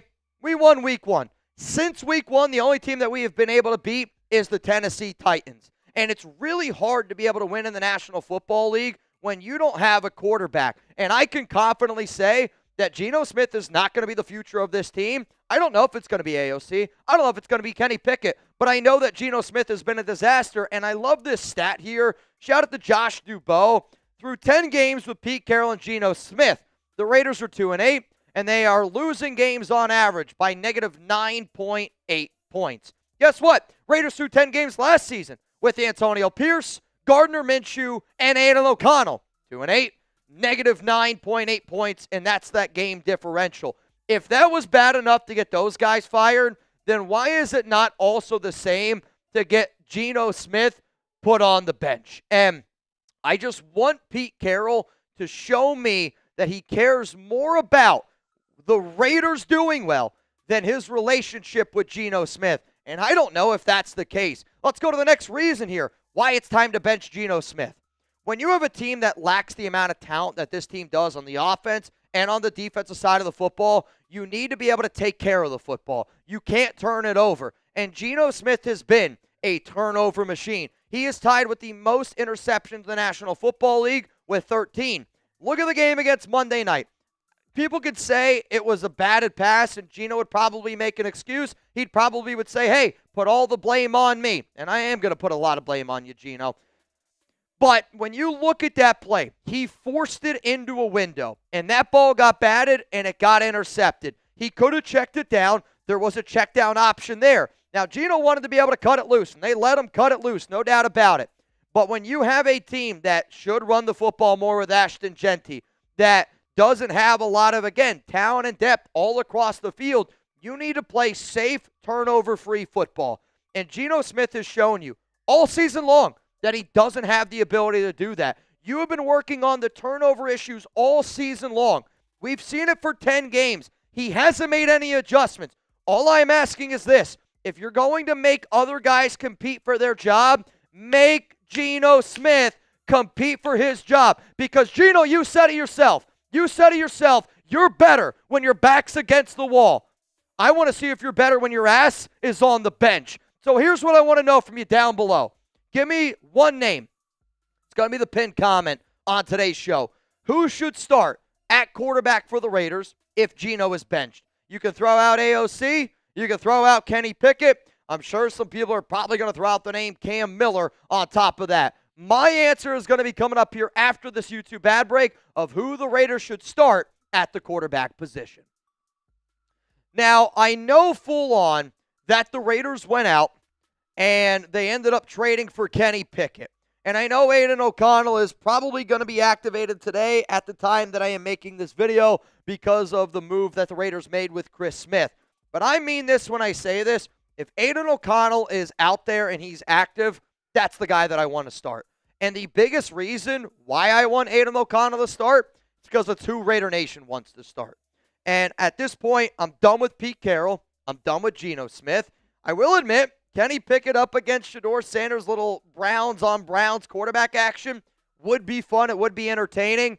But at the 2-8 season, I want to have fun watching Raiders games. I want to be able to enjoy to watch my favorite team. And as long as Geno Smith is under center, I'm not going to have a good time watching the game because it's really hard to root for that guy. I want to root for Aiden O'Connell. I want to root for AOC. And I want number 12 to be under center moving forward for the Las Vegas Raiders. Let's go to the next reason why it's time to bench Geno Smith. The Geno bias is so crystal clear that it's disgusting. And I'm going to say this, and I've said it before. Pete Carroll cares more about how Geno Smith plays and the relationship that he has with Geno Smith compared to the Raiders winning football games. Because Geno spoke to the media last week and he said that he wanted to be able to cut it loose and that he wanted to be able to throw the ball more up against the Dallas Cowboys. Well, guess what? They let you do it. And Pete Carroll and Chip Kelly, they were the ones that designed the plays against the Cowboys. So I think the epitome of truth, again, actions speak louder than words.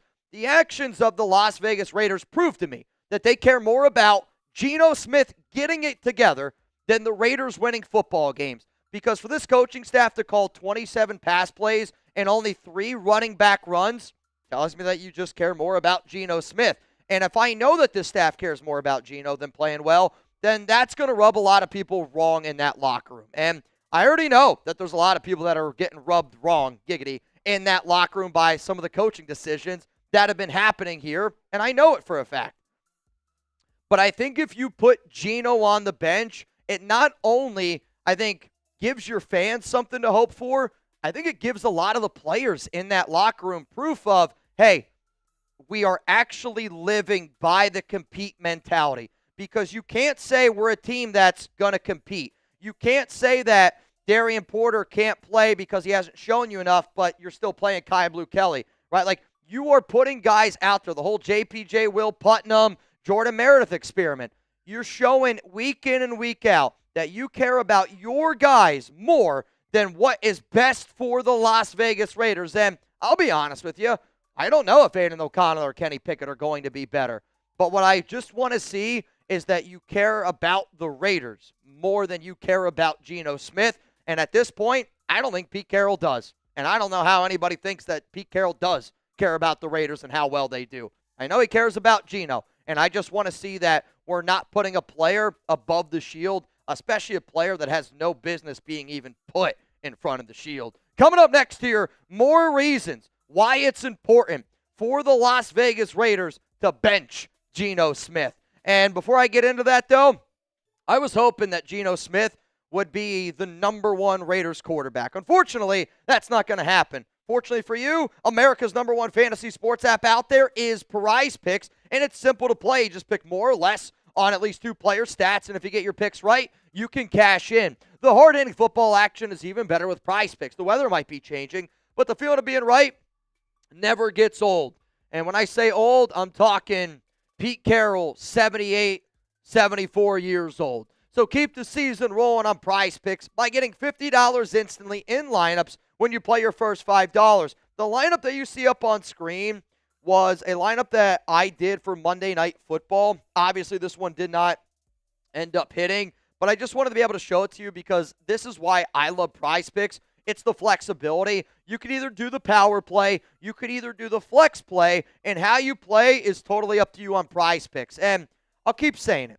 When the Raiders are bad, I love playing Prize Picks because it gives me something to root for. It gives me something to look forward to. And if you're a Raiders fan and you're going to watch every single game day, give yourself something to root for. Root for more Brock Bowers receiving yards. Root for more Max Crosby sacks. Root for more Ashton Genty rushing yards. And download the Prize Picks app today. Use code CLNS. Get $50 in lineups after you play your first $5 lineup. That's code CLNS. You get $50 in lineups after you play your first $5 lineup. Prize Picks, it's good to be right. Coming up here, more reasons why the Raiders need to bench Geno Smith. And I know I said earlier that the offensive line is bad, and the offensive line is atrocious. It would be really hard for almost any quarterback to win right now behind this offensive line.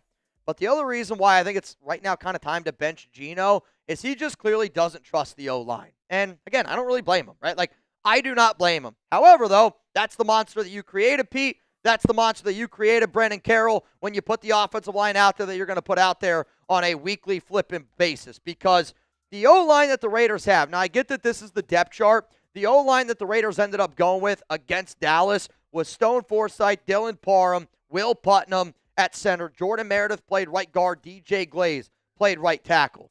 But if Geno Smith isn't going to show any confidence in his offensive line, that impacts your receivers. It impacts your tight end. It impacts your overall offense. And it impacts literally everything that you're going to do. But it also impacts your job, Pete Carroll, as a head coach. It impacts our job as a fan base to properly evaluate what we have out there on the field. I actually wonder if you were to put in an Aiden O'Connell, if you were to put in a Kenny Pickett, a quarterback that hasn't dealt with a lot of the issues that this offensive line has thrown Geno's way. And when you're hit and you're pressured, the amount of times that Geno is, again, it's probably hard to have any confidence in that O-line.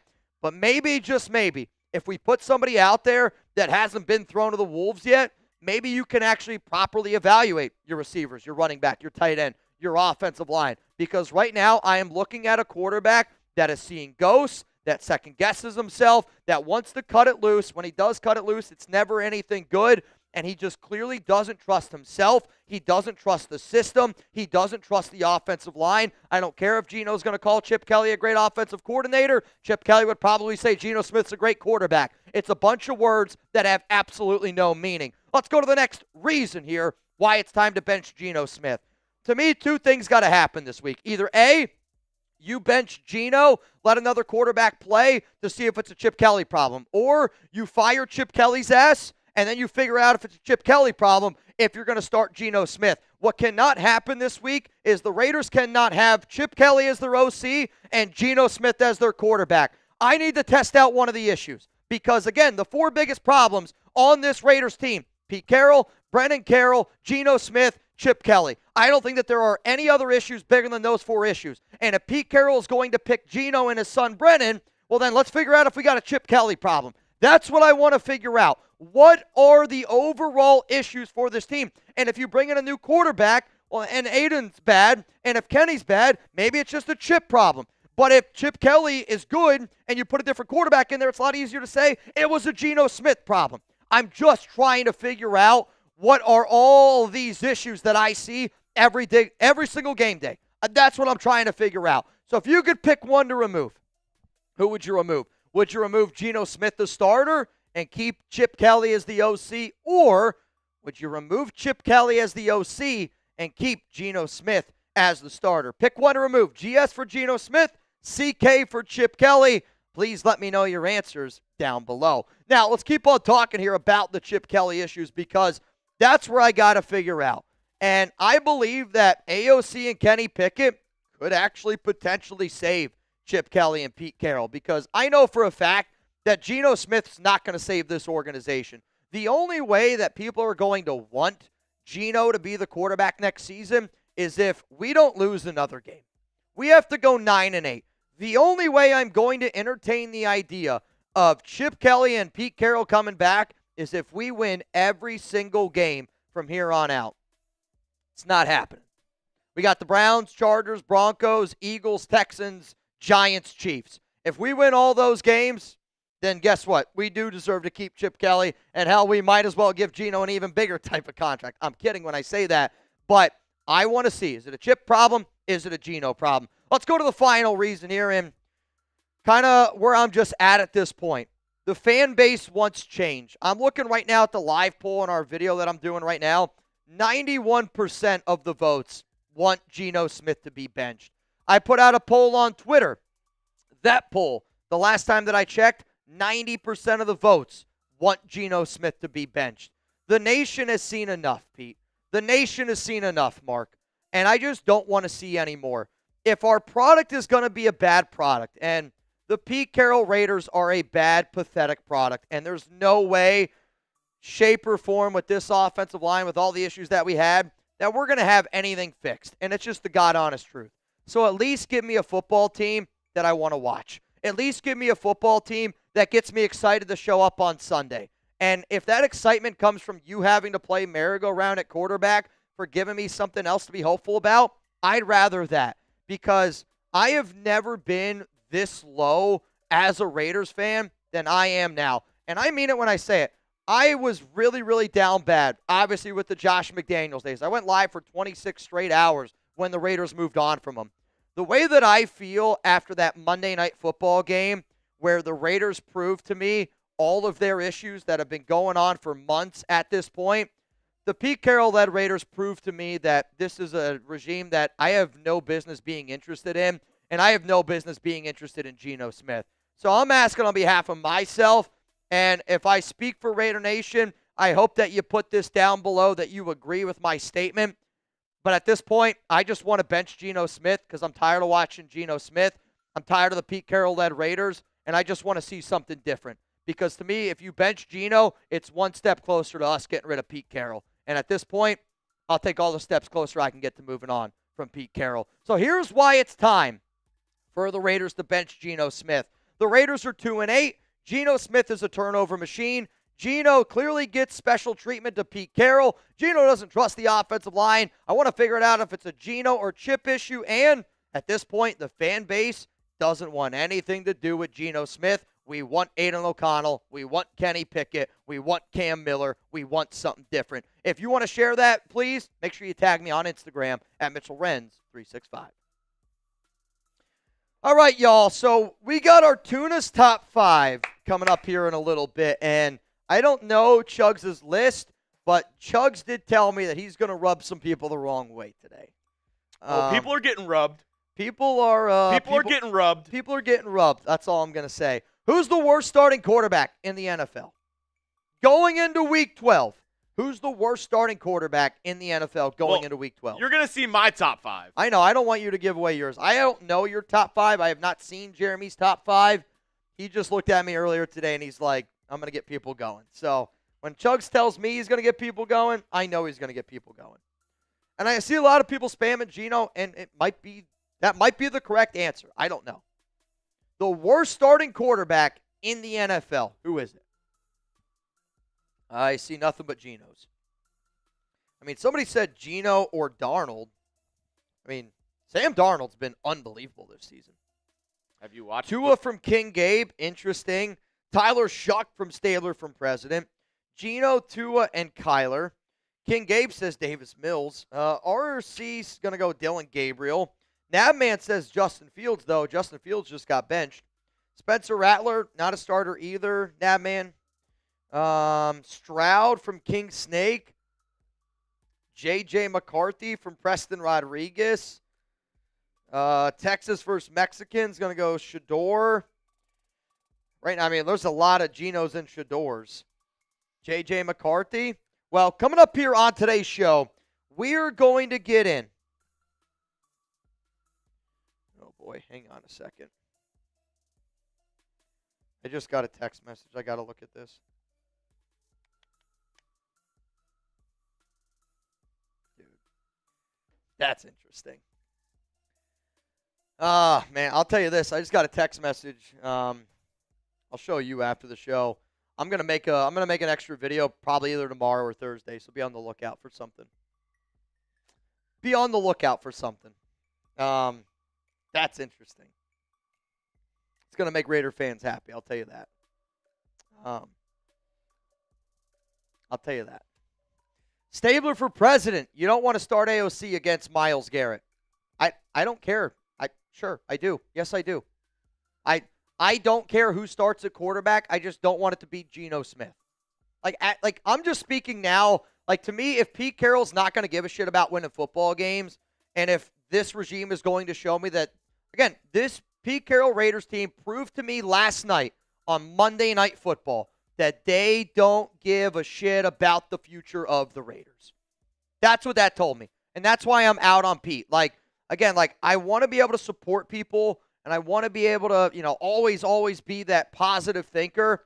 But Pete Carroll, Chip Kelly proved to me last night that they don't care about the future of this team.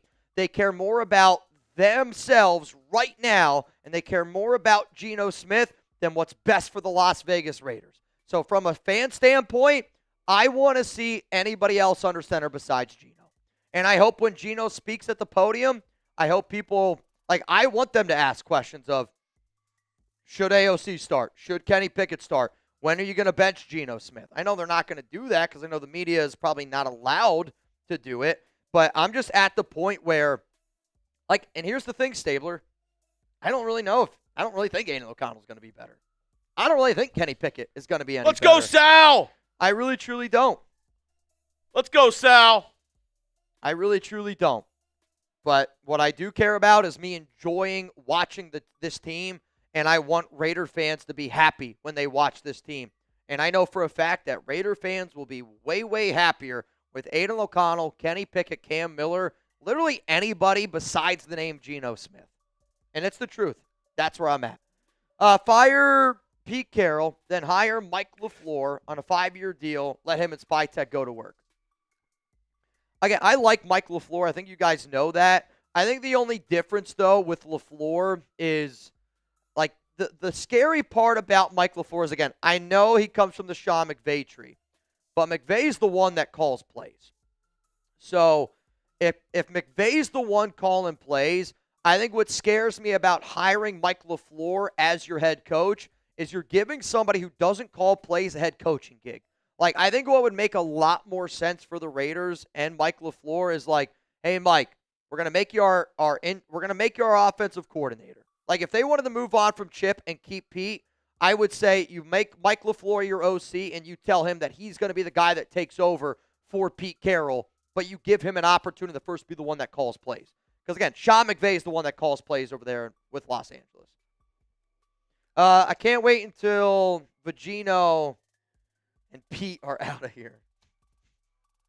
Blaine, the performance yesterday was embarrassing. Fire everyone. Hire a new regime going into the 2026 season. Build the trenches in the draft and free agency. And that's the other reason why I'm kind of with you, Blaine. And I'm so sick to my stomach because I want to move on from this new regime.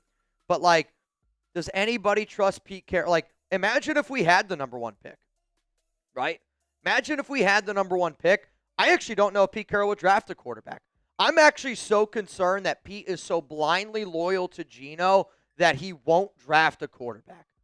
Think about it. Like, do you honestly trust Gino, or do you honestly trust Pete Carroll and this regime with 10 draft picks, with the second most money in salary cap space, and with Geno Smith? Like, my biggest fear is we go through this season, they keep Pete Carroll, and Pete in this regime goes, I'm not drafting any quarterbacks because we already have our guy in Geno Smith. Like that. Like, I don't think that that's outside of the realm of possibility. And because that's not out of the realm of possibility, that's, like, literally the biggest reason why I want to move on from Pete. It's because I don't have any faith in him long term. And I don't know how you do. I don't know how you have any faith in Pete Carroll long term. The only way that you have faith in Pete Carroll long term is because his name is Pete Carroll, and it's because of what he's done in the past, and you haven't watched anything that he's done this season. What up, Sal? I want Drew Mestamaker. Sal knows ball. Sal knows ball. Why should somebody want Drew Mestamaker? Not this year. Eventually, yes, because he is one of the most accurate quarterbacks in all of college football. Yep. He's shown you he can throw off platform. He reminds me of almost like, I don't want to say Joe Burrow-esque, but like just like a guy who moves really well in the pocket and just slings it downfield. Now, I think he needs another year in college before he'll be like good to go. I mean, he doesn't have an option. He's a redshirt freshman. Yeah. Even though I'm a North Texas alum, I'm a huge North Texas fan. A part of me, if I had to choose between our head coach and our quarterback, I would choose our head coach 100 times out of 100 because you're only getting one more year, Drew. Yeah. You can lock up our head coach for 5 more years. That'd be the best thing ever. I think what North Texas is building is very similar to like what Indiana is building. I feel like it's more like what TCU was. Okay. Like TCU was in the MAC, all that stuff before they got to the Big 12, eventually made it to the college football playoff. I think North Texas is similar to that where it's building up. Yeah. Okay. But I would say, as much as it pains me, a part of me wants to see Drew Mestamaker transfer to an SEC school and see how he plays. Because, I mean, I'm being real. I watch all the games. Like, North Texas doesn't play the SEC competition. And, you know, I'd be lying if I wasn't excited but equally as nervous to see, you know, projections of North Texas playing at Georgia. Yeah. Like, that – I'm like, oh, my God, that's awesome. At the same time, that scares the shit out of me because I'm like, this could be a bad game. Could be an ugly football game. But, I mean, you're talking about, like, you know, I don't know. He's good. If you're looking at schools like a Florida State or, you know, a bigger Power 4 school that needs a new quarterback, I think Drew Mestemaker would be awesome. Like, to me, I look at Mestemaker, and it's still too early in the process because the reason why I was out on Trey Lance is because the sample size wasn't big enough. Reason why I was out on J.J. McCarthy, sample size not big enough. Mestemaker, I need to see a bigger sample size from him because this is the only year that he's ever started. Like, he never played in high school, right? He never played in high school. No, he wasn't a starting quarterback in high school. So, I mean, he's literally getting his first opportunity to play. He looks really good. He's getting some reps in. And, man, oh, man. Robert Jansen doesn't know ball. We don't play community college. We play in the American. We play Tulane, Memphis. We play Navy. I guess Robert Jansen hates the troops, everybody. He called Navy a community college. I'm just saying, Robert Jansen, no respect for the troops. And on Salute to Service Month, nonetheless, Robert, I'm disappointed in you. I can't believe you, man. Thinking Navy's a community college, that's just disrespectful. I would never. Never. I would never. Born a Raiders fan. If Geno had an offensive line, he wouldn't look like shit. The only reason why I'm disagreeing with you on that, born a Raiders fan, is because there were times earlier this season when Geno actually had the longest time to throw the football. And maybe he wouldn't look like shit, but I still don't think he would look good. I still don't think that he would look good. But, yeah, I mean, no doubt, the offensive line deserves some blame. Clear, crystal clear. The offensive line deserves blame. But Geno also deserves a lot of blame. I mean, I can't think of a single player that is more reason of why we are 2-8 than Geno Smith. I know our special teams unit has been bad. I know our offensive line has been bad. But Geno Smith is a bigger reason why we are 2-8 than our offensive line. And that's even coming from me. That's coming from me, somebody who is just predicated on trenches. Geno Smith is the biggest reason why we are 2-8. It's hard to win in the NFL when your quarterback turns the ball over, and it's really hard to win in the NFL when your quarterback doesn't believe in anybody, doesn't even believe in himself. Speaking of really hard. Giggity. The Weldinator!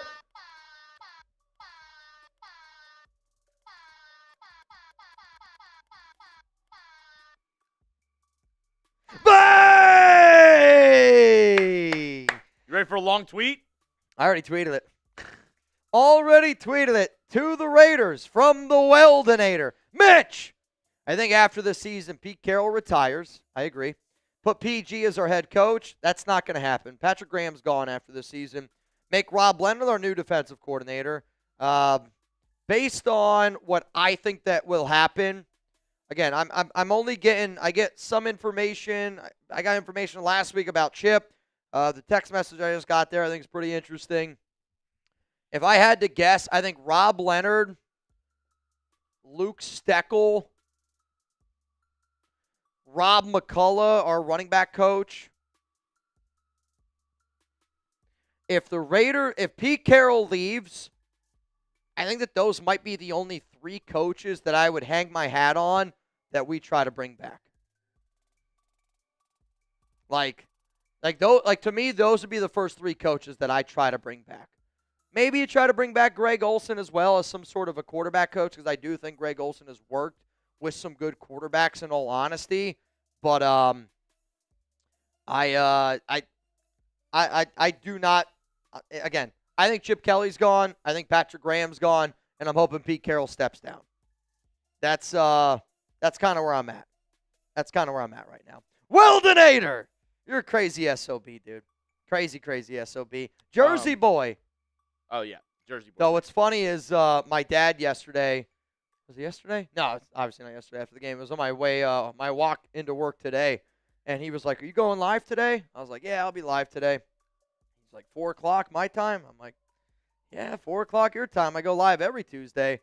And he was like, "Is the Weldinator going to be there?" I'm like, "Probably going to be there." So, Weldinator, I'm not kidding you. I don't know if my dad's here right now. He just in the chat said Weldinator. Oh, wait, really? He's here? Sorry, I got to refresh. Dude, I'm not kidding. My dad was talking about the Weldinator today. So if you guys don't think that y'all get brought up in my daily life, I'm serious when I say it. All the time. Yeah, Jersey boy, looking back, if you could have gotten one of the two between Kuntz and Caleb on Chasen, you picked the wrong one. One of my top things, you go back and you look at my perfect Raiders off-season video. One of my top things that I wanted the Raiders to do, bring back Caleb on Chasen. How many times this offseason did I say we need a Caleb on Chasen replacement? I mean, I felt like every time I talked about an edge, it was like we got to find a Caleb on replacement. And the Raiders decided to spend $12 million on Malcolm instead of spending $2 million on Caleb on. And Malcolm Kuntz, again, I can't believe that we still play him, but that's what the Raiders are going to do. They're just going to keep doing the same shit over and over. Reb, send Marshall Green to the front office. He can send the whole coaching team out. Yeah, I mean, he's great at blast his ass to the sun. Clean him out. I mean, in all honesty, Marsh is unbelievable at his job, and he's one of the best in the biz. But if I'm going to take some credit here for something, there is nobody that has covered coaching, hiring, and firings more than me. There has not been a team or an organization that has hired and fired more guys than the Raiders. And I don't even think it's all that close. OC, DC, head coach, GM, I don't think it's close, Rebel. Salvador, I want to see Joe Brady as our head coach next season. Well, he might be coming up in just a moment. Well, Salvador, we're going to talk a little bit here about Joe Brady because he is one of my candidates. Jersey boy, better OC, Mike McDaniel or Brian Dable? We're going to talk about these guys in a moment, too. Man, this is a hell of a question. And I would say if you're going to go with a run-first offense, Mike McDaniel, because he comes from that Shanahan tree, and Mike McDaniel with the running back like Genty and offensive line with JPJ and Brock Bowers, he would use them the correct way. I mean, I think Mike McDaniel would show how easily or how much better this team can get fixed with proper coaching. If you're trying to develop a quarterback, though, it's Brian Dable. That's honestly how I would say it. If you're going to develop a young quarterback, if you want to draft a QB, it's Brian Dable. If you're not going to draft a quarterback, I'm going to go with Mike McDaniel. Sal, Mestamaker, never started in high school, got the best QB coach in the country, True. Has a generational talent, give him an up-tempo, off-card in the NFL, and he can sling it. I mean, you look at Eric Morris. He found Cam Ward and coached him up. Yep. He also was the one who was coaching one of the quarterback coaches for Texas Tech whenever Patrick Mahomes was there. Yep. He also recruited John Mateer and coached him at Washington State. And now he's brought in Drew Mestamaker, somebody who didn't have a high school start at quarterback, actually played safety, came on to, was a walk-on to the North Texas team, the sixth-string quarterback, and by the end of the year, with transfers, this, that, and the other, decided to make him the starter, I guess from seeing what he saw in practice. And, I mean, holy crap, what an evaluator of talent.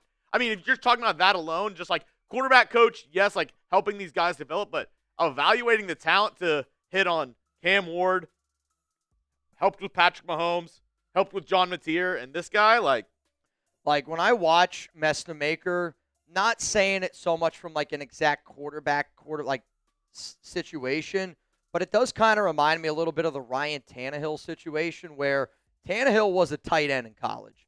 And then the coach was like, holy crap, this guy's really athletic. How can we get him the ball more? And he was throwing the football around, and the coach was like, wow, we're going to make Ryan Tannehill a quarterback.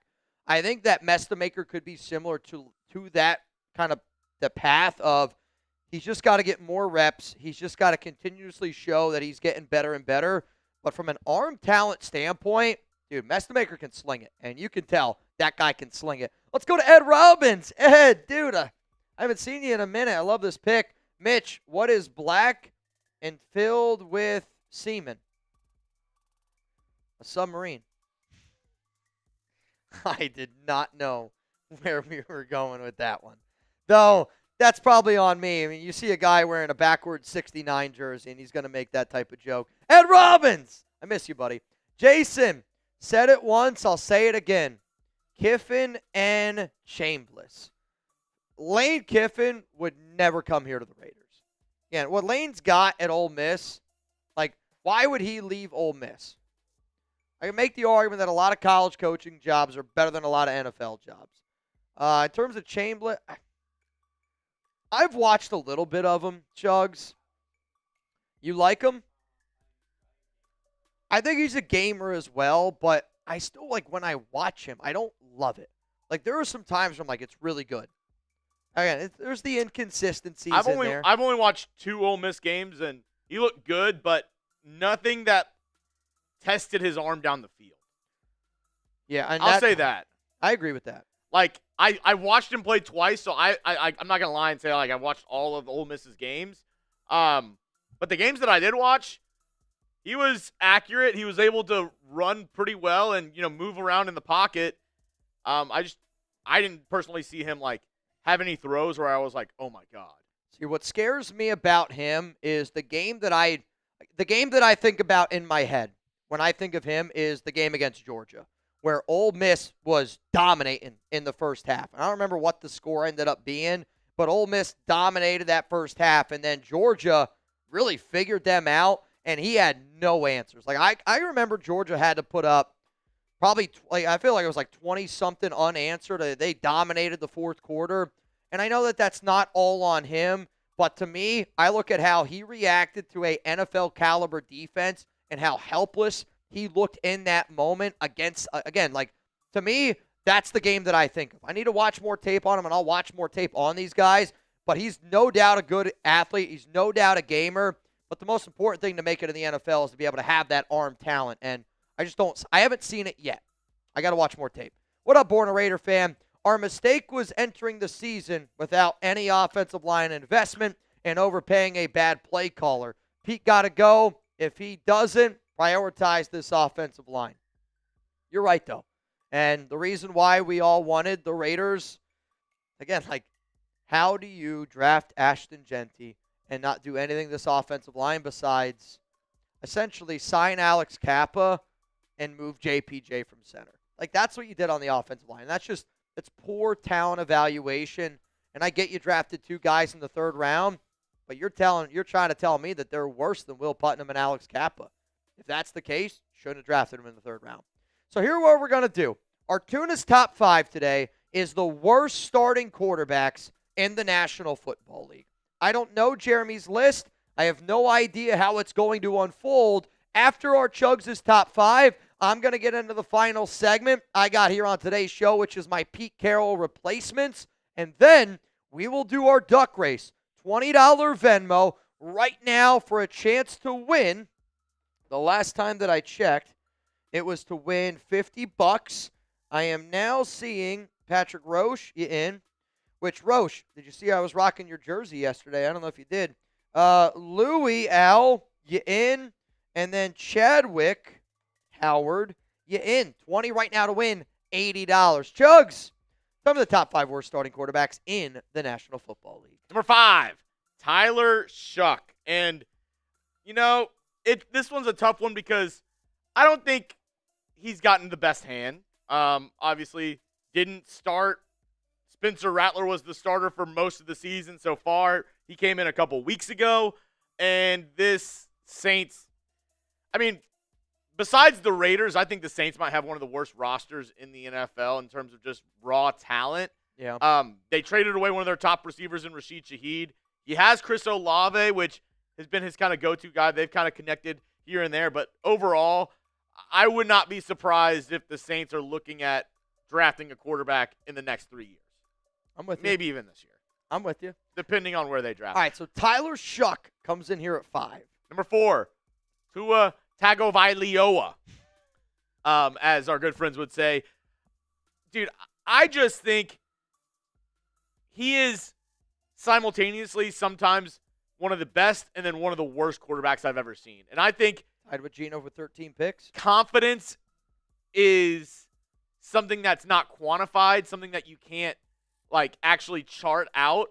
But if you could chart out Tua Tagovailoa's confidence over his career, I would say it's a hill.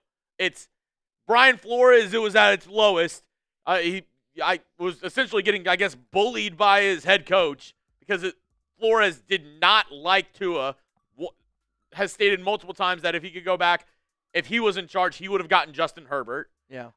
Down here, first year and a half with Mike McDaniel, sky high. He has Tyreek Hill, Jalen Waddle. Oh my God, he's leading the NFL in passing yards. And then after the concussions and then this season, I feel like it's back to being like low. Like I feel like he has so low confidence. Like you said, tied with Geno Smith for the lead in the NFL with interceptions. And it's just like, for somebody who has, I don't care what anybody says, he has a weak arm. He does not have a strong arm. I mean, I know he had Jalen Waddle and Tyreek Hill, but a lot of those passes I feel like were throw it to him medium, and they run 80 yards down the field. And for somebody who doesn't have a strong arm, I feel like his confidence and his just ability to, get the ball out on time and deliver it accurate have gone way down this season. I think his leadership is a little bit lacking, and I kind of look at, too, as the lefty Derek Carr in the sense of the up and the down games, you're going to get him. He's definitely a soft-minded guy. It's just the truth. As much as I got nothing but love and respect for DC. Quite frankly, I wish he would come back. But, like, Tua also, since the injuries, concussions, the hip, has looked much, much different. I think that has really impacted his ability as a quarterback. Let's go to number 3. Interesting. I'm not going to lie. I thought Geno was going to be number 1 on this list. Geno Smith, number 3. Well, I made a semi-mistake at number 2. You'll see in a second. Okay. Geno Smith, number 3. All right.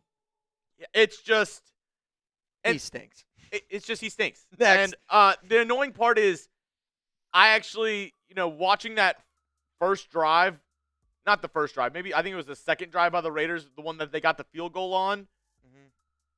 That offense, they were looking great. Remember that drive? He got like 4 first downs in a row. It was like that Jack Besh catch, and then the Brock Bowers catch, and then the Ian Thomas catch. It was unbelievable drive. And it's just like some of those times you're like, dude, he just on point. And then it just not on point. Goes downhill. This is where I kind of made a mistake because I forgot that they actually named Tyrod Taylor the starter earlier this week. But regardless, I think the Jets quarterback situation puts them at number 2. Justin Fields, I think the one silver lining from this offseason is that one of the other guys mentioned with the Raiders was Justin Fields, and maybe the only guy that would have been a worse signing than Geno Smith is Justin Fields. Maybe not because his contract is much better than Geno Smith's. Fair. But Justin Fields has been awful, man. And I feel bad for the kid because he obviously has a lot of heart. He's super athletic. I almost wonder if you move Justin Fields to a running back. I know it's like the joke of like, oh, he's not a quarterback, he's a running back. But I really do think Justin Fields actually might be a running back. If I was close to Justin Fields, I would tell him to put on 25 pounds of muscle. And I would say, if you want to make it in the NFL, do what Taysom Hill did.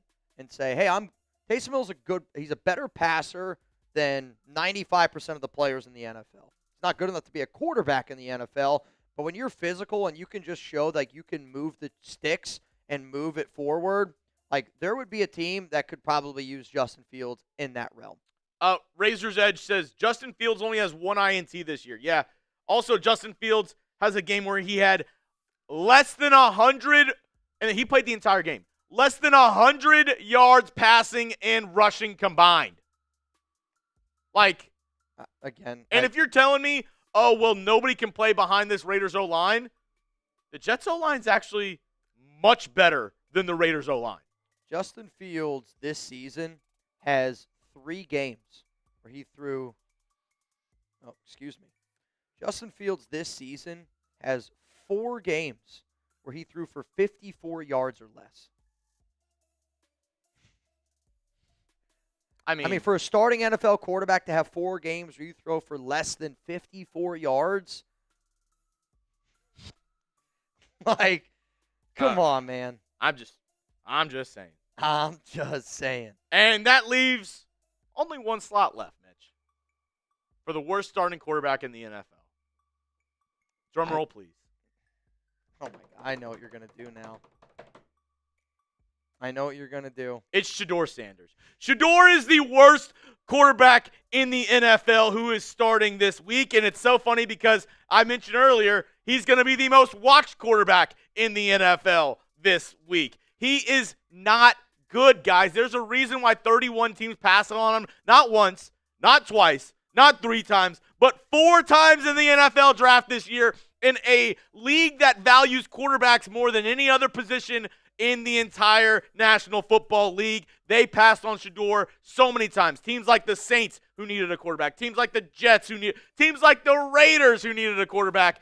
Shedeur Sanders is the worst quarterback in the NFL who is starting, and we'll see that this Sunday. I promise you that, because I think having Shedeur Sanders start for the Cleveland Browns is going to lead to a Las Vegas Raiders win, because I don't see Shedeur being able to play that well. Even against all odds, if he's able to complete a first down, as some people would like to say on X, Mrs. Josina Anderson, I don't think Shedeur's a good quarterback. And it's not because of this, that, or the other. It's not because of, his dad. It's not because of every other reason that you want to think in the book, outside of he's just not as good as the other quarterbacks in the NFL. I mean, he made some throws in that first game. I was watching the game. I was actually in the shower when Chugs called me. He's like, dude, Shedeur's in the game. I was watching. I was listening to our Browns guy. He was, 4 of 16, interception. The INT was really bad, no doubt about it. I don't think that they put him in a good situation. I mean, for him to literally not take any snaps with the first team, I think that's really, really poor coaching decision by Stefanski and Cleveland. But I think we're going to see the worst quarterback display that we've seen all year this Sunday in this Raiders game. And I'll say it's going to be both offensive lines stink. It does. Myles Garrett, Max Crosby. It does Gino get to and Shedeur. With the Shedeur conversation does get into a disgusting area, especially when you talk about Kevin Stefanski, what people are saying about him, what people are saying about anybody that says anything negative about Shedeur Sanders. But I will say, this is also a Kevin Stefanski Cleveland Browns team that put all their chips on the table for Deshaun Watson. Yep. So if he's going to do all that for Deshaun Watson and say that he's the Michael Jordan of football and quarterbacks and that he's going to save the Cleveland Browns, I highly doubt that Kevin Stefanski is holding a bias against Shedeur Sanders for how he looks. I would say I agree with that statement. More than anything, and maybe the reason why I have a little bit more vitriol towards Shedeur Sanders, the reason why I just don't like him as much off the field, and maybe Stefanski feels the same way, is because he is the quintessential silver spoon kid. He had everything given to him. He was Deion Sanders' son. He was able to get his jersey retired out of college, where I guarantee you there's 50 players who played for Colorado that had a much better career than Shedeur Sanders that don't have their jerseys retired. As somebody who, I feel like I've earned a lot of what I've gotten in my life. I've, worked my way through college, did this, that, and the other. To see somebody like him who kind of takes it all for granted and how he acts, I can't root for that. And I feel like when you get into the NFL, when you get into a grown man's league, it's like other guys, they're all there. Half of those other guys have cousins, brothers, dads, uncles who played in the NFL as well. Maybe not to the level of Deion Sanders, but they don't care who your dad is. Yeah. They don't care that you have a watch on your wrist and you go like this after a touchdown. They don't. I think it's difficult, and I can only go off of some stories that, again, we had a team cover Shedeur during the whole combine process, during the whole NFL draft process. We had people cover Shedeur or Shiloh here at the Big 12. I'll just say, again, I was not personally there covering the Sanders family, but everybody here at Chat Sports that covered them, it was a very glaring, these guys are going to be issues off the field. And Champion Chuck, I'm glad you mentioned Arch Manning, because Arch is worse than Shedeur. Maybe not the how he acts off the field, because I feel like a lot of the things that Shedeur does, very childish. He when talking to the media and was miming for them for 3 minutes during a after practice interview, which, okay. But literally the same thing me and Mitch have said multiple times about Arch Manning is, if his last name wasn't Manning, he would not be the quarterback at Texas. And you can go back and watch any of the videos that me and Mitch have ever talked about Arch Manning. We've said that exact sentence of, if his last name wasn't Manning, he would not be the quarterback of the University of Texas. But I'll say this right now, for somebody that's totally out on Pete Carroll, I hope Shador looks really good.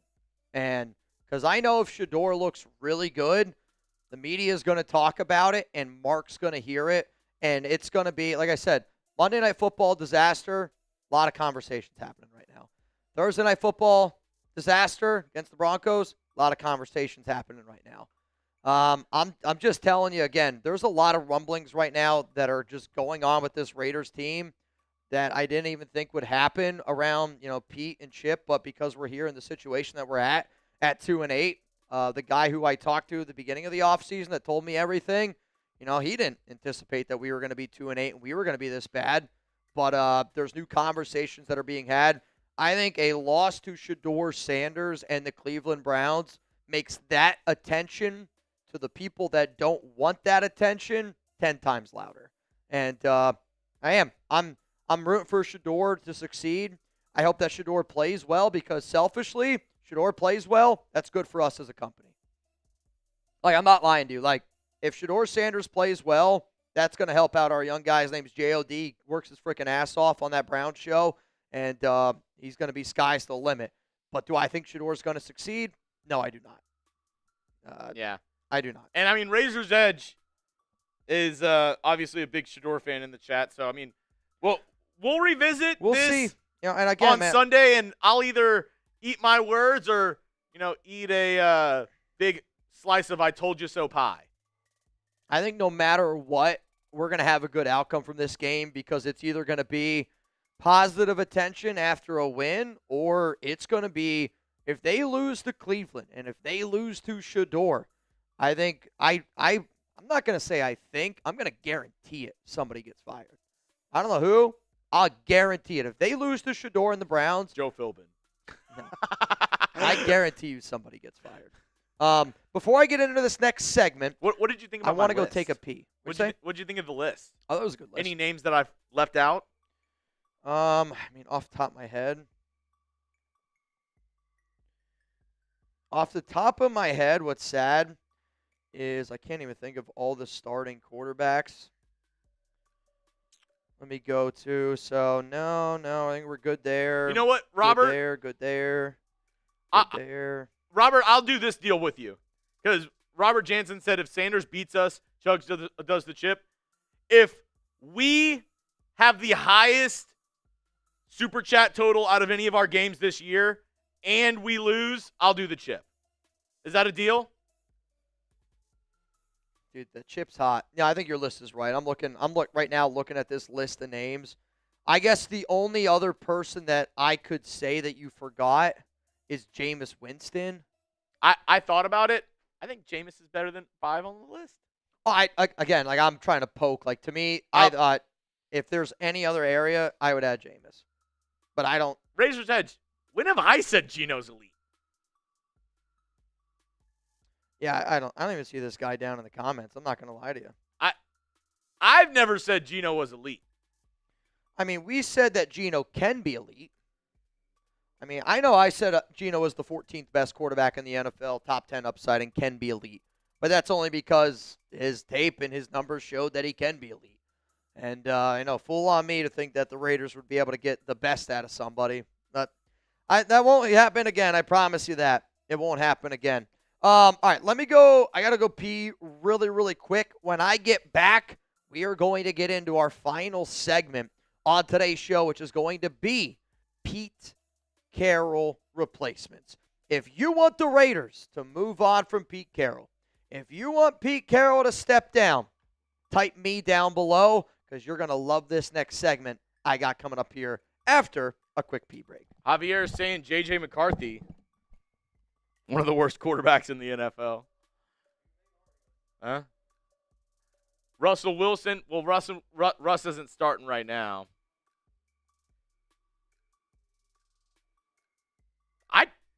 I'll say Mitch said he has a chance to be a top 10 quarterback. That was not my opinion. I was never on the... You compared his fourth quarter QBR to... Like I said, I didn't make those videos. I was producing. Me and Mitch don't hold all of the same opinions, believe it or not. We differ in opinion, so I don't know what you want. Everything that Mitch said, I didn't say the same thing. So if you want to just point at what Mitch said and say I said it, be my guest, Razor's Edge. I know all Raiders Report hosts look alike.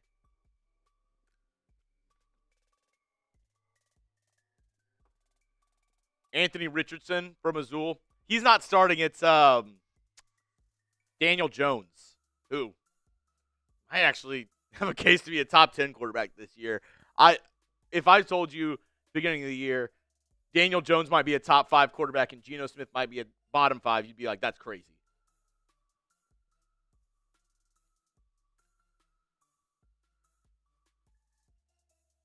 Razor's Edge, you defend. All right, man. Hey, this is a losing battle with my guy. No matter what I say, Razor's Edge is going to be on me on this one. So, whatever you say, man. Whatever you say. We're going to get into some Pete Carroll replacements coming up. But, yeah. Whatever you say, man. Daniel, like I said, if I told you that Daniel Jones might be a top 5 quarterback and Geno Smith might be a bottom 5 quarterback in the NFL at the beginning of the year, you'd be like, can you pee in this cup? Yeah. No, and you're right. And, I mean, that's just how the NFL goes. Like, there are things that just are outside of our control. And, you know, like, I will stand on the hill of Geno Smith was a top 15 quarterback before this season. The numbers were there. The stats prove it. The tape proves it.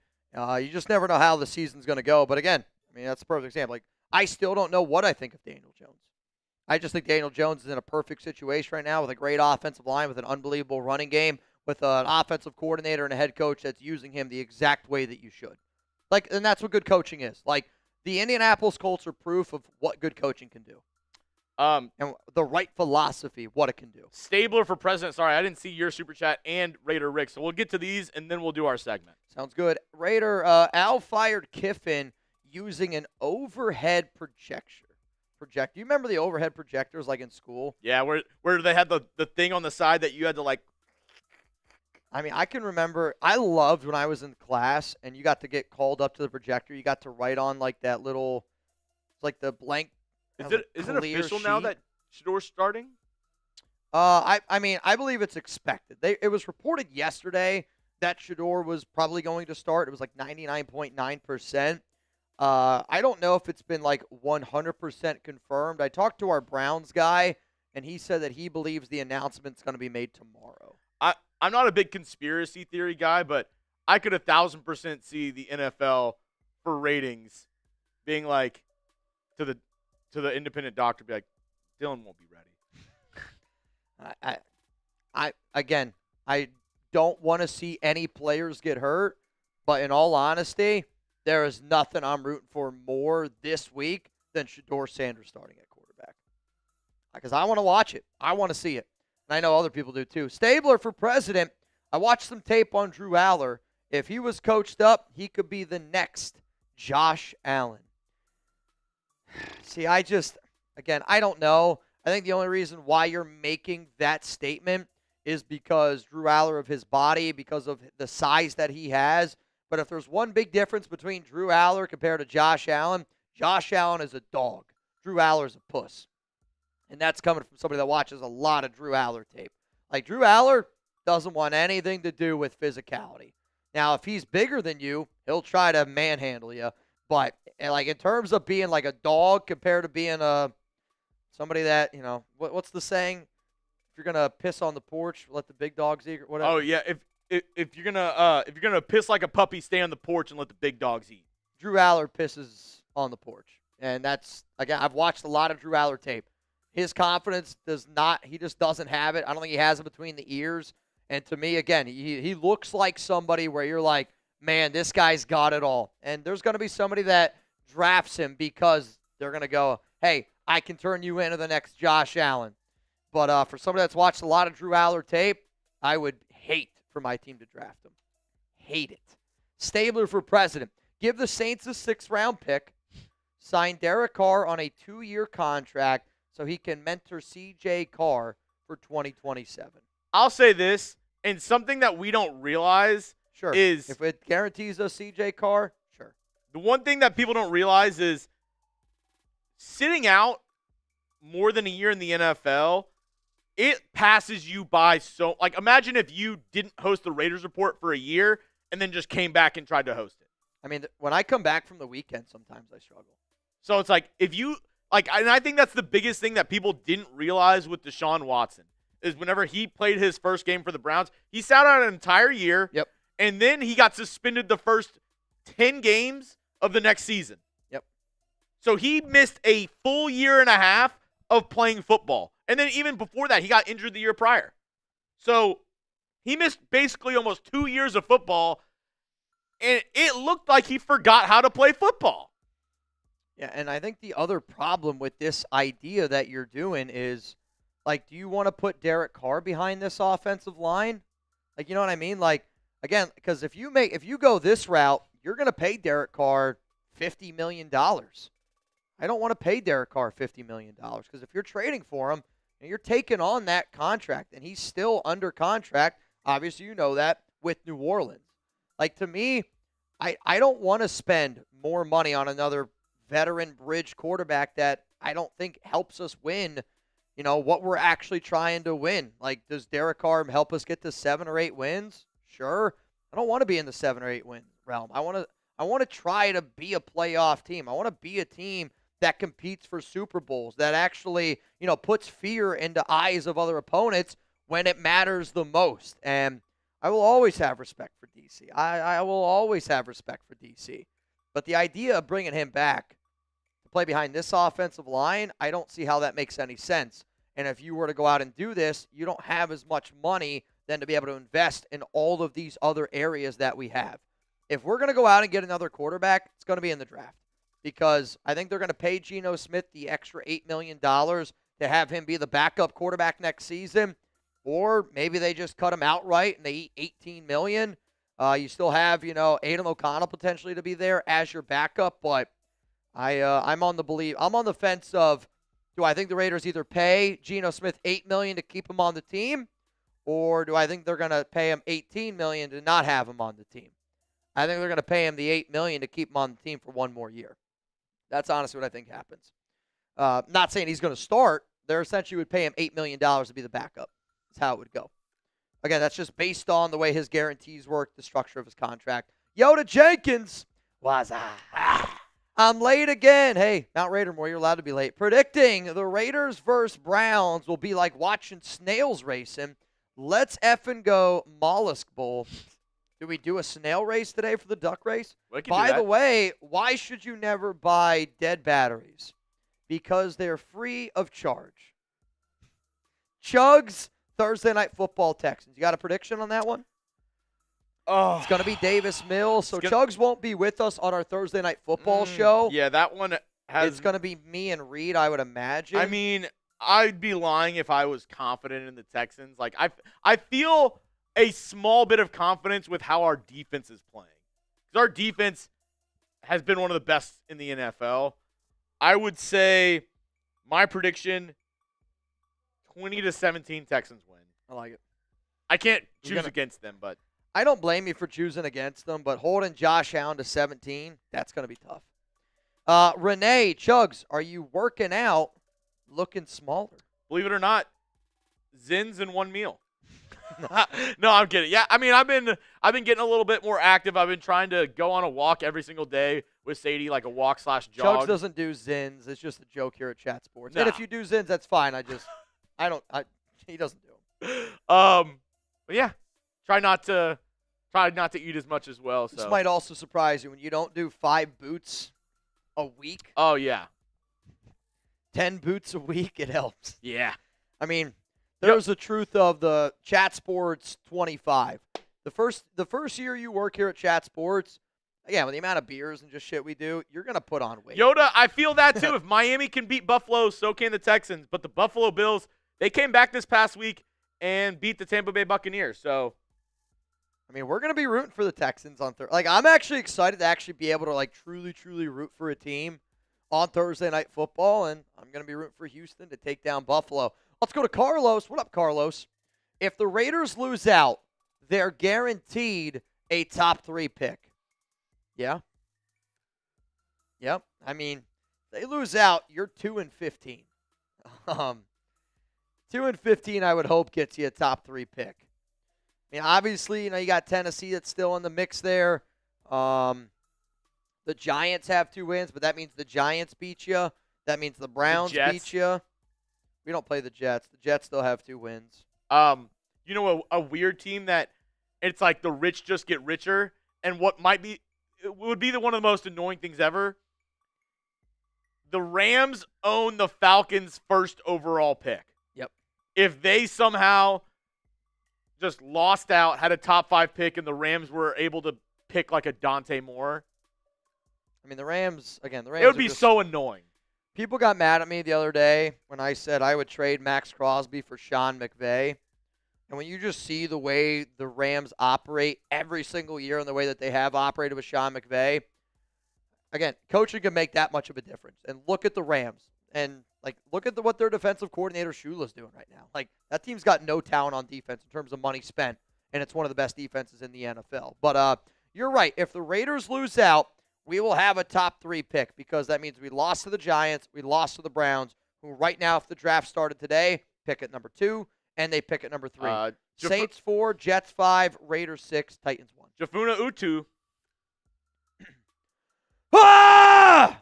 I swear, dude, when Coach Pete came to us, Seahawks, he didn't take us to the Super Bowl the first year. Granted, he needs to cut Geno, but don't be a hater to a legendary coach like Pete. It's mother effing Gino that needs to bounce. And, I mean, here's the problem, Jeff, if that's how you pronounce your name. It is a Pete Carroll problem, though. Maybe you haven't watched all the games, but you're just saying Pete Carroll, the legendary coach for the Seahawks. And Pete was a legendary coach for the Seahawks. But right now the problem is our front office wants to build for the future. This coaching staff wants to win right now. And if you were to look at your players, and if all your players were to get worse, and if your player development proves that you're not doing a good job, and if your game plan proves that you're not doing a good job, if the moves that you make aren't good, if you're failing in free agency, the draft, trades, from the start of the offseason where you are, I can understand why a Seahawks fan would want to have faith in Pete Carroll. But right now where the Raiders are at with $115 million in salary cap this offseason, with 10 draft picks, with a GM that wants to be able to build the way John Spytek wants to be able to build, it makes 0 sense to keep Pete Carroll. And, you can say Gino's part of the problem. Gino is no doubt part of the problem. But I think Pete Carroll is a bigger problem than our Geno Smith And problem. he did want to say, I'm the guy that supports my cousin and his Raiders. Shout out to you, bro. And I remember you, and I remember your name, and I remember your tattoo. Your Musk. Your Musk.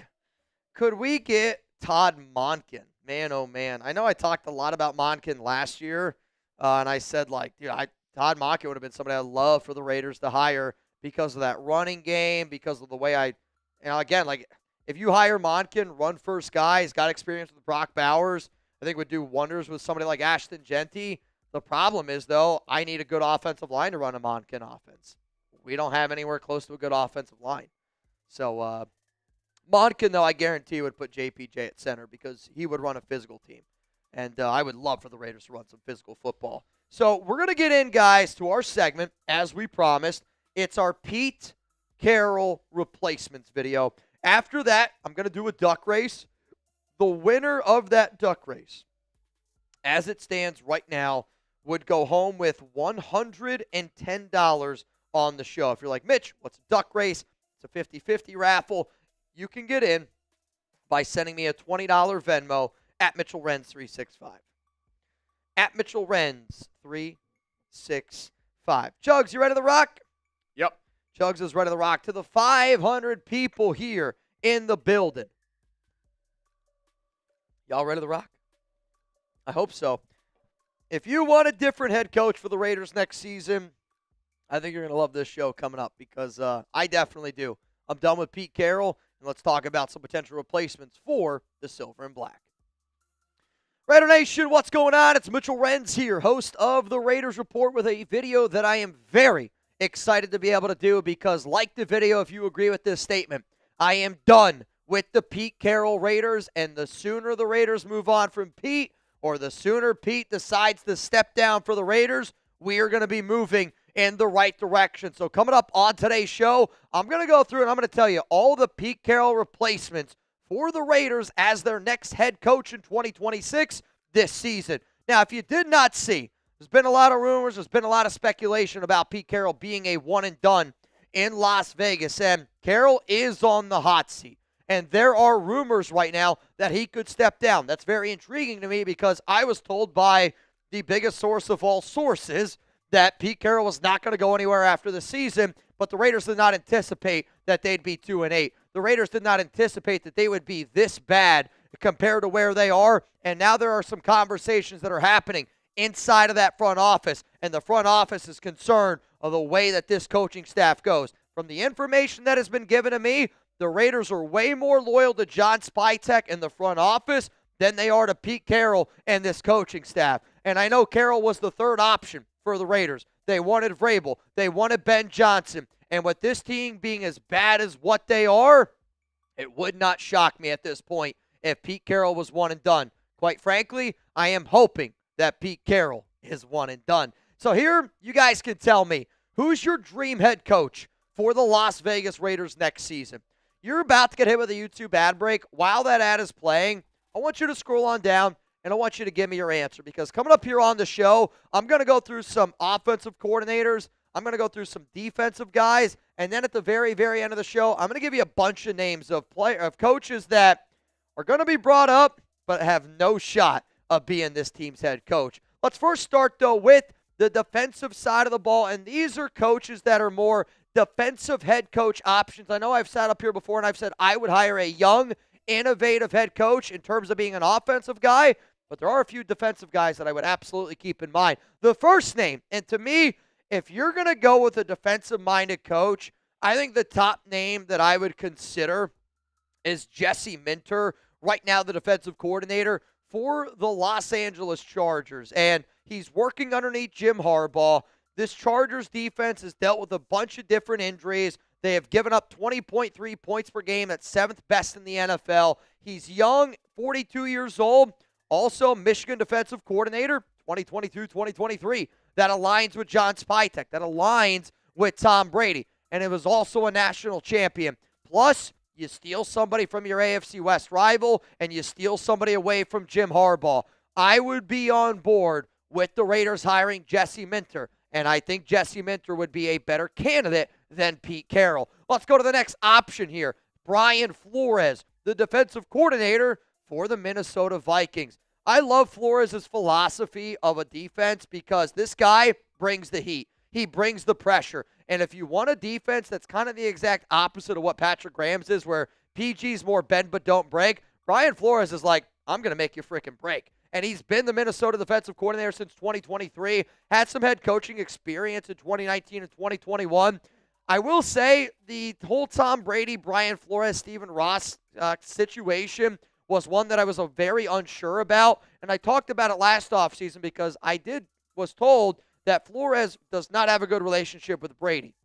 It seems like they have ironed it out, and it was pretty well reported last year that Flores and Brady have a good relationship from their time working with each other from 2008 to 2018. Brady was the quarterback. Flores was either an assistant or a coach on that Patriots squad. But that's a relationship, and it seems like they've got it figured out. Let's go to another very popular candidate. For me personally, if the Raiders want to go the defensive side, Chris Shula might be my other top candidate next to Jesse Minter, and it's because of what he's doing right now with the Rams, and it's because he's working with Sean McVay.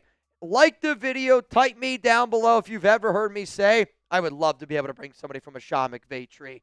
And when you see what the Rams are doing, 17.2 points per game, second best in the NFL, and I believe they have the second least amount of money spent on the defensive side of the football. And he's worked underneath Sean since 2017. He's got some experience. I love that he's played a little bit of college football. You can tell that he's got it up here. And I think Chris Shula is going to be one of those next coaches that people look back and they're like, damn it, we could have had that guy. Give me Chris Shula. I would love him here in a heartbeat. Let's go to another name that I want to throw out there. Jeff Hafley, defensive coordinator for the Green Bay Packers. And there is a part of me that wonders, with all the rumors going on right now with LaFleur, their head coach, could this be their plan to maybe bring Hafley in to be the new head coach? Because right now, currently the defensive coordinator for Green Bay, one of the things that I respect that the Packers have done, and I think Raider fans will resonate with what I'm about to say, I think Green Bay has done a phenomenal job taking players from outside other organizations, bringing them in terms of a defense, and getting a lot of really good production out of that defense. Like, look at a guy like Keyshawn Nixon.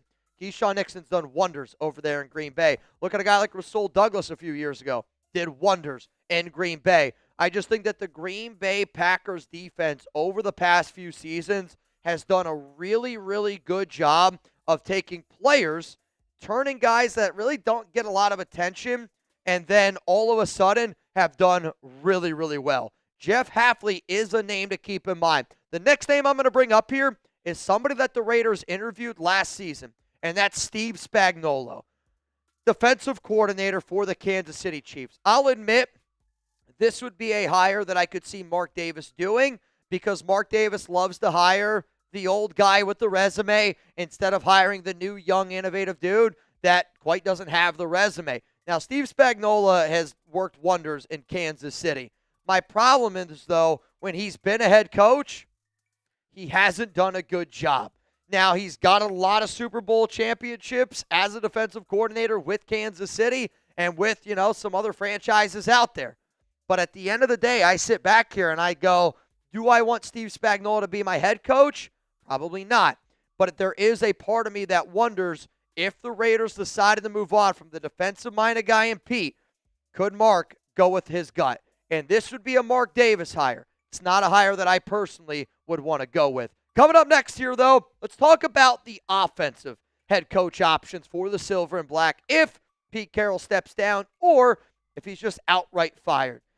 Here's one thing that I know. Pete Carroll, head coach of the Raiders, he's been ass. And if you want to put your butt on something nice when you're taking a number 2, I got the perfect thing for you. Shout out to our sponsor here, Tushy. And Tushy is an absolute game changer because you've planned your holiday lineup, you tracked your playoff odds, and gift wrapped your roster, but still wipe like it's 1888. Using a Tushy bidet means you leave the bathroom cleaner than when you walked in. Every Tushy bidet easily attaches to your existing toilet without the need for additional plumbing.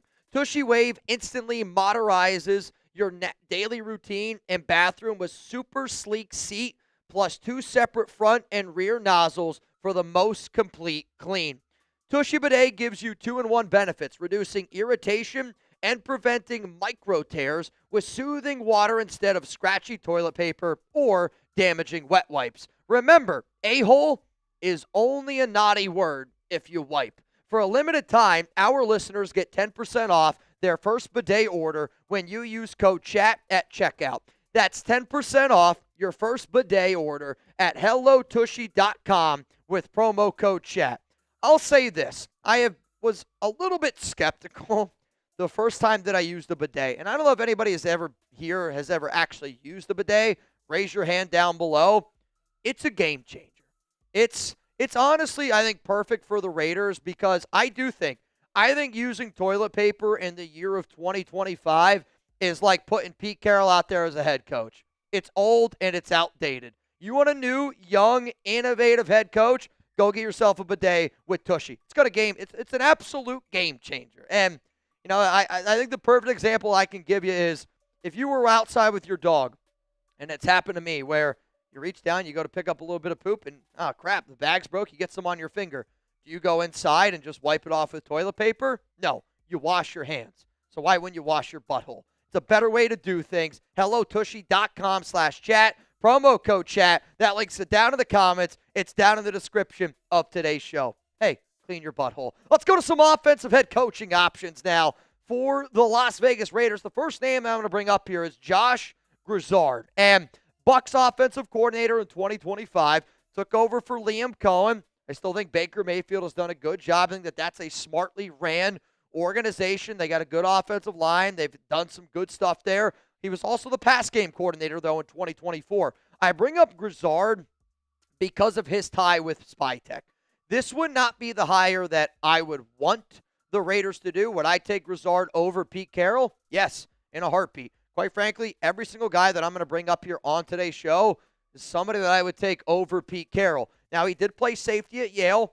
That tells me that he's a smart guy. Got to be smart to go play at Yale, which actually is crazy. This means I watched Josh Grizzard live in a game. I actually went to a Yale Lafayette game in Yale, one of the worst stadiums I've ever been in. It's honestly, the Yale Stadium is worse than the Oakland Coliseum, and it's not even close. But he also worked with the Dolphins from 2017 to 2023. Again, that's important because of the Stephen Ross connection and because of some of the players and coaches that we have on this roster. But that's a name that I'm going to bring up. Not somebody that I want, but somebody that should be on the radar because of the John Spytech connection. Remember earlier in the show when I asked you guys who is the number one candidate you want to be the Raiders' next head coach? I'm going to sit up here and I'm going to go, right now it's Clint Kubiak for me, the offensive coordinator for the Seattle Seahawks. And you remember, I think it was last year or 2 years ago, I said the number one guy I wanted the Raiders to hire is Clint Kubiak. Kubiak ends up going down to New Orleans. The reason why I want Kubiak to get it going is because what he's doing right now in Seattle is what I want the Raiders to do on offense. I want the Raiders to go under center more. I want the Raiders to run the football more. I want the Raiders to run a balanced offensive attack that's predicated with getting the running game going and the play action going. That's what Clint Kubiak does. And he does it at such phenomenal level. 29.4 points per game, third best in the NFL, and he's a big reason why that offense is clicking. Was the offensive coordinator for the Vikings in 2021, Saints offensive coordinator in 2024, son of Super Bowl winning head coach Gary Kubiak. He's got a lot of ties, and I love that fact that he's got a lot of those ties. If Clint Kubiak wants the job, I'm giving him the job. Let's go to another candidate here that I think that we should talk about. It's an interesting name. Wes Phillips. What'd you say? Another son of Wade Phillips. And I think it's interesting because about 3 or 4 years ago, I had many conversations with Wade Phillips. And Phillips was somebody that Mark Davis mentioned. And Mark Davis was curious about bringing in Wade Phillips. And I remember talking to Wade and I had some interesting conversations. But Wes Phillips comes from some good trees. And Dolphins head coach in 2022, 14 years of coaching experience with Kyle Shanahan. And he worked with Houston, Washington, Cleveland, Atlanta, San Francisco. I'll say that's actually not even Wes Phillips. Who was that for? You say that was definitely for Mike McDaniel. I was like looking at him, I'm like, I don't even think that's the right guy. In terms of Wes Phillips, though, the reason why I like what he's done in Minnesota is because I know that J.J. McCarthy is a bad quarterback. And I know that he has struggled at quarterback this season. But to me, I think that that's more of a J.J. McCarthy thing. I look at what Sam Darnold looked like, and I think that he learned underneath Kevin O'Connell. To me, I look at Wes Phillips, and I look at what he learned underneath Kevin O'Connell. Kevin O'Connell comes from that Sean McVay tree. So because I saw the way Kirk Cousins looked in Minnesota, because I saw the way Sam Darnold looked in Minnesota, I think that because he's worked underneath Kevin O'Connell, because he's worked with some really good organizations and worked underneath some good trees, I would entertain the idea of Wes Phillips. I'm not saying he's the best candidate out there, but I'm saying I would rather have him than Pete Carroll, and I'd rather have him than Chip Kelly. Let's go to another offensive head coaching option, Mike McDaniel.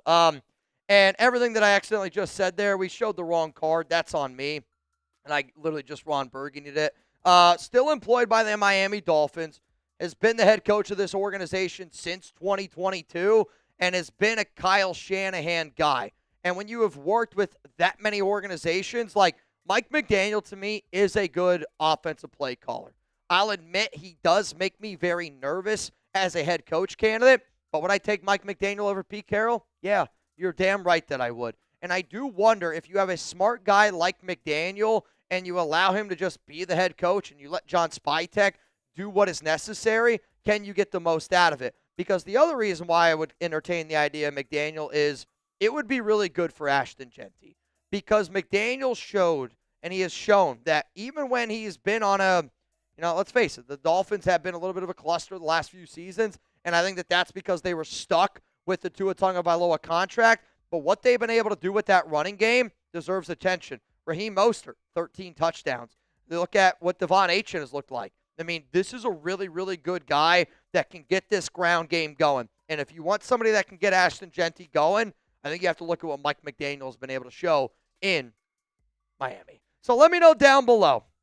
Would you prefer a head coach, if the Raiders move on from Pete Carroll, to be a offensive head coach or a defensive head coach? Pete Carroll is under the defensive category, so type O for offense, type D for defense. Let me know down below what you're thinking, because for me, I am on the offensive side. But if you want to add somebody on the defensive side, I'm looking at Shula and I'm looking at Jesse Minter. Let's go to an option here that's been brought up multiple times on the Raiders Report, and it's Joe Brady, offensive coordinator from the Buffalo Bills. I have been talking about Brady for many, many years, and I say that. You go back and you look at my Josh McDaniels replacements video. You go back and you look at my John Gruden replacements video. You go back and you look at any replacement video that I think I've ever done, and I bet you Joe Brady is in that show. And I'm not giving him all the credit because I know Josh Allen is an alien, and I totally hear you loud and clear on that. But I still think that, like, when you look at the talent that Buffalo has, not a lot of talent on that roster. Was the former Panthers OC. That obviously did not go well, which is kind of why I think Joe Brady fell off a little bit. But Brady worked with Joe Burrow in LSU. And I can remember the statement that was told to me many, many months ago about the Raiders loving C.J. Carr. And I obviously made a video about it last week. But with Tom Brady saying what he did about C.J. Carr and Joe Burrow, the part of me that wonders if the Raiders' plan is to truly try to go get C.J. Carr, I wonder if they try to bring in a guy like Joe Brady. But Joe Brady, to me, you want a young, innovative guy that can get this passing attack going. I think Joe Brady was a great, great option to consider. Let's go to another head coach option that you can consider. It's Brian Daboll, who was just fired by the New York Giants. And earlier when I was talking about Mike McDaniel of why you would bring him in, you would bring him in to get Ashton Genty going. The reason why you would bring in Brian Daboll is if, I'm not kidding you when I say this, if you want the Raiders to draft Mendoza, I actually think bringing a guy like Brian Daboll would be a really good hire for Mendoza. Because Daboll did wonders with Josh Allen.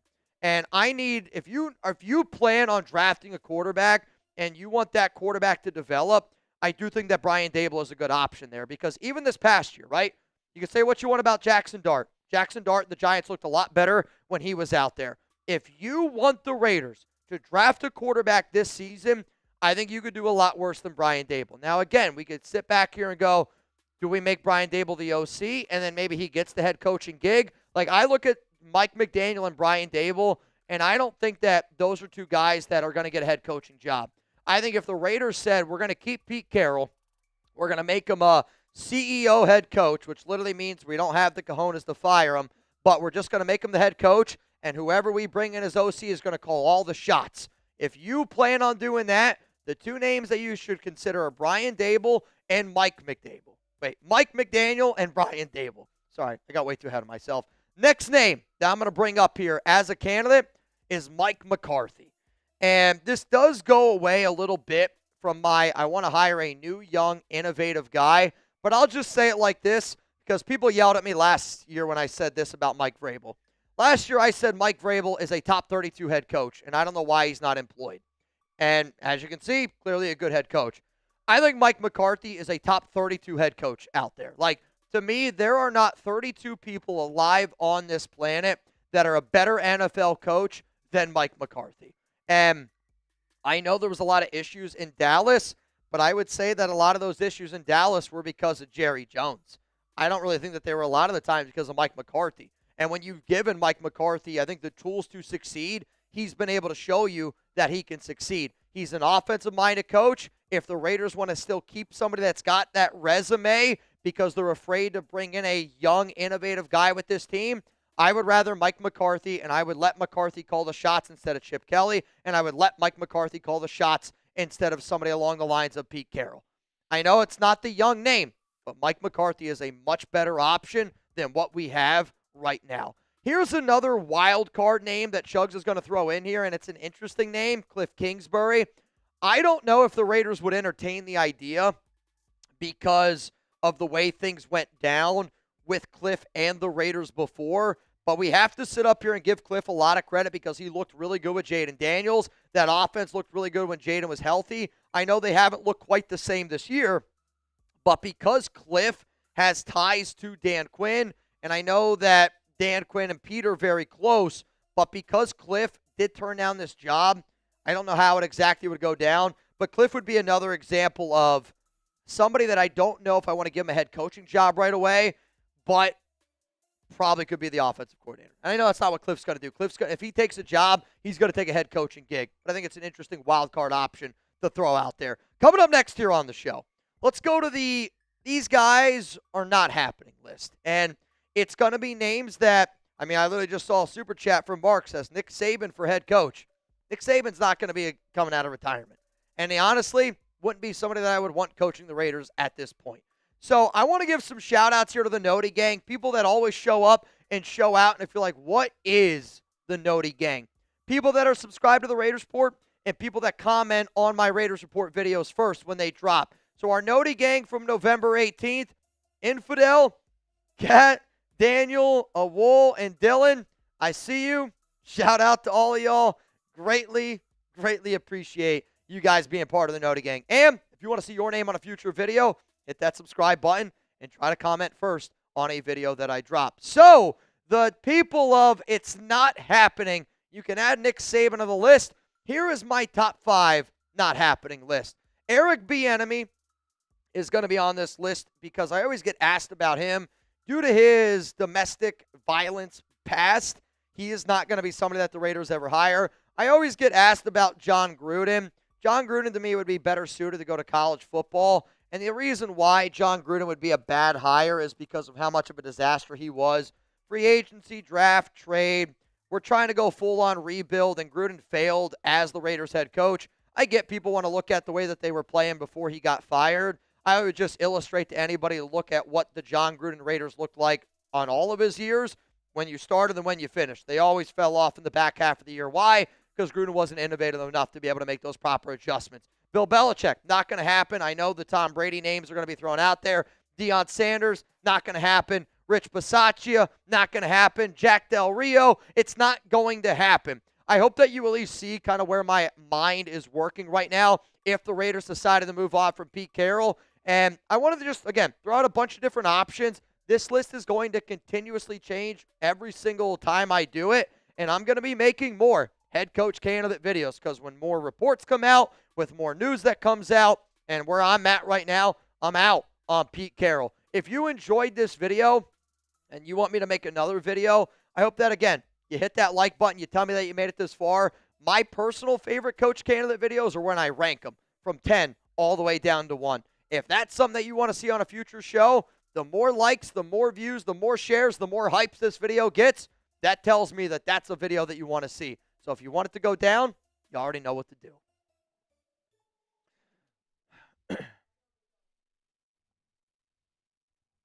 Ah! Rebel Montana. Raiders. You want me to do this one? Go for it. Raiders, we're never going to give you up. Pete never going to let you down. Chip is going to run around and desert you. Graham will make you cry. Fan base is going to say goodbye. Team is going to never lie and hurt you. Rebel! I cannot wait for the Broncos collapse. I can't wait for the season to be over with. What?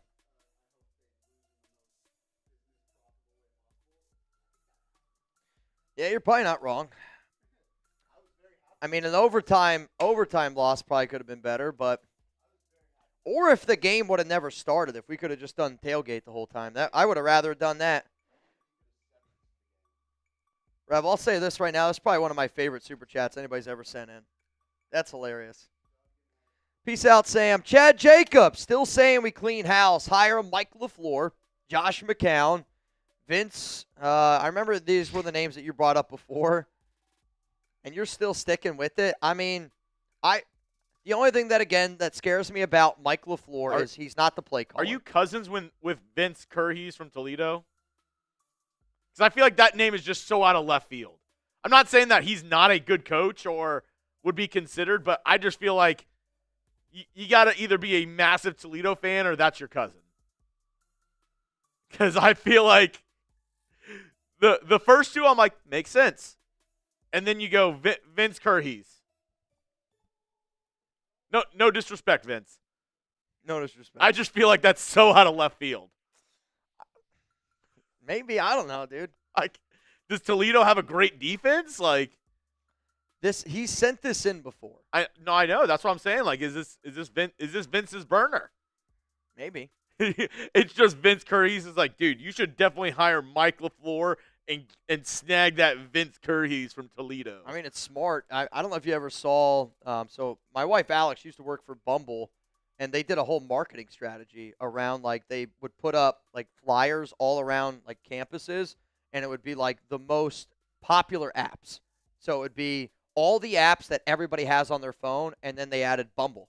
So when people looked at it, they were like, oh, well, what's that app? Apparently it's on this like thing that has all these other apps on it. I feel like that's what he's doing here. He's like, candidate name that we know, and I'm just going to slip this one in here. Me and my wife Danny, my current wife, she sent me this TikTok, and it was this cool advertising thing. Apparently Red Bull, when they first started out, would go to parks, skate parks, and all these places and just throw away a bunch of empty Red Bull containers and Red Bull bottles, like at like all these high traffic areas. So when people went to go throw something away, they were like, oh, there's a lot of Red Bull. Like, what? I guess people are drinking Red Bull. Like, a lot of people like Red Bull. Yeah. So kind of like the same thing where, like, they were like, they just like took empty cans and just threw them away all over the city. I can actually also confirm that Alex was also. So when I met Alex, she worked for Bumble, getting Bumble name out, and she also worked for Red Bull. So one of the other ideas about them doing the whole Red Bull car and why they hired attractive young women was because eyeballs go to them. So the throwing out story, very interesting, but I do know that the reason why, like, they would give out cans and cans to everybody was because in their mind, if they saw women drinking Red Bull, one of the things that I was told, like, guys buy women drinks, so you could buy her a Red Bull. So if you're handed a Red Bull by a woman, maybe you would hand another one out. I don't know. It's interesting, man. Lonely EG, pass on Mendoza and draft Joe. Is that even a real name? I was just going to say. It's definitely a real name. Who is it? It's like Toledo's quarterback. Connecticut's quarterback. Oh, yeah, totally. I mean, I'll say this. I'm not going to pass on Mendoza for this guy. Personally, his name alone scares the hell out of me. His numbers are pretty good. This season, 68.6% completion percentage, 25 touchdowns, 1 interception, 2,995 yards. I think my problem with him, what's crazy is he's actually from my area. He's from Williamsport, Pennsylvania. How old is he, though? Because he's been playing college football since 2019. Oh, my God. Hang on. Let's see how old he is. He's 24 years old. I mean, I'll say this right now. That's not going to help him. The fact that he's probably going to be 25-year-old rookie, that's really not going to help him. Dude, could you imagine drafting a 25-year-old quarterback as a rookie?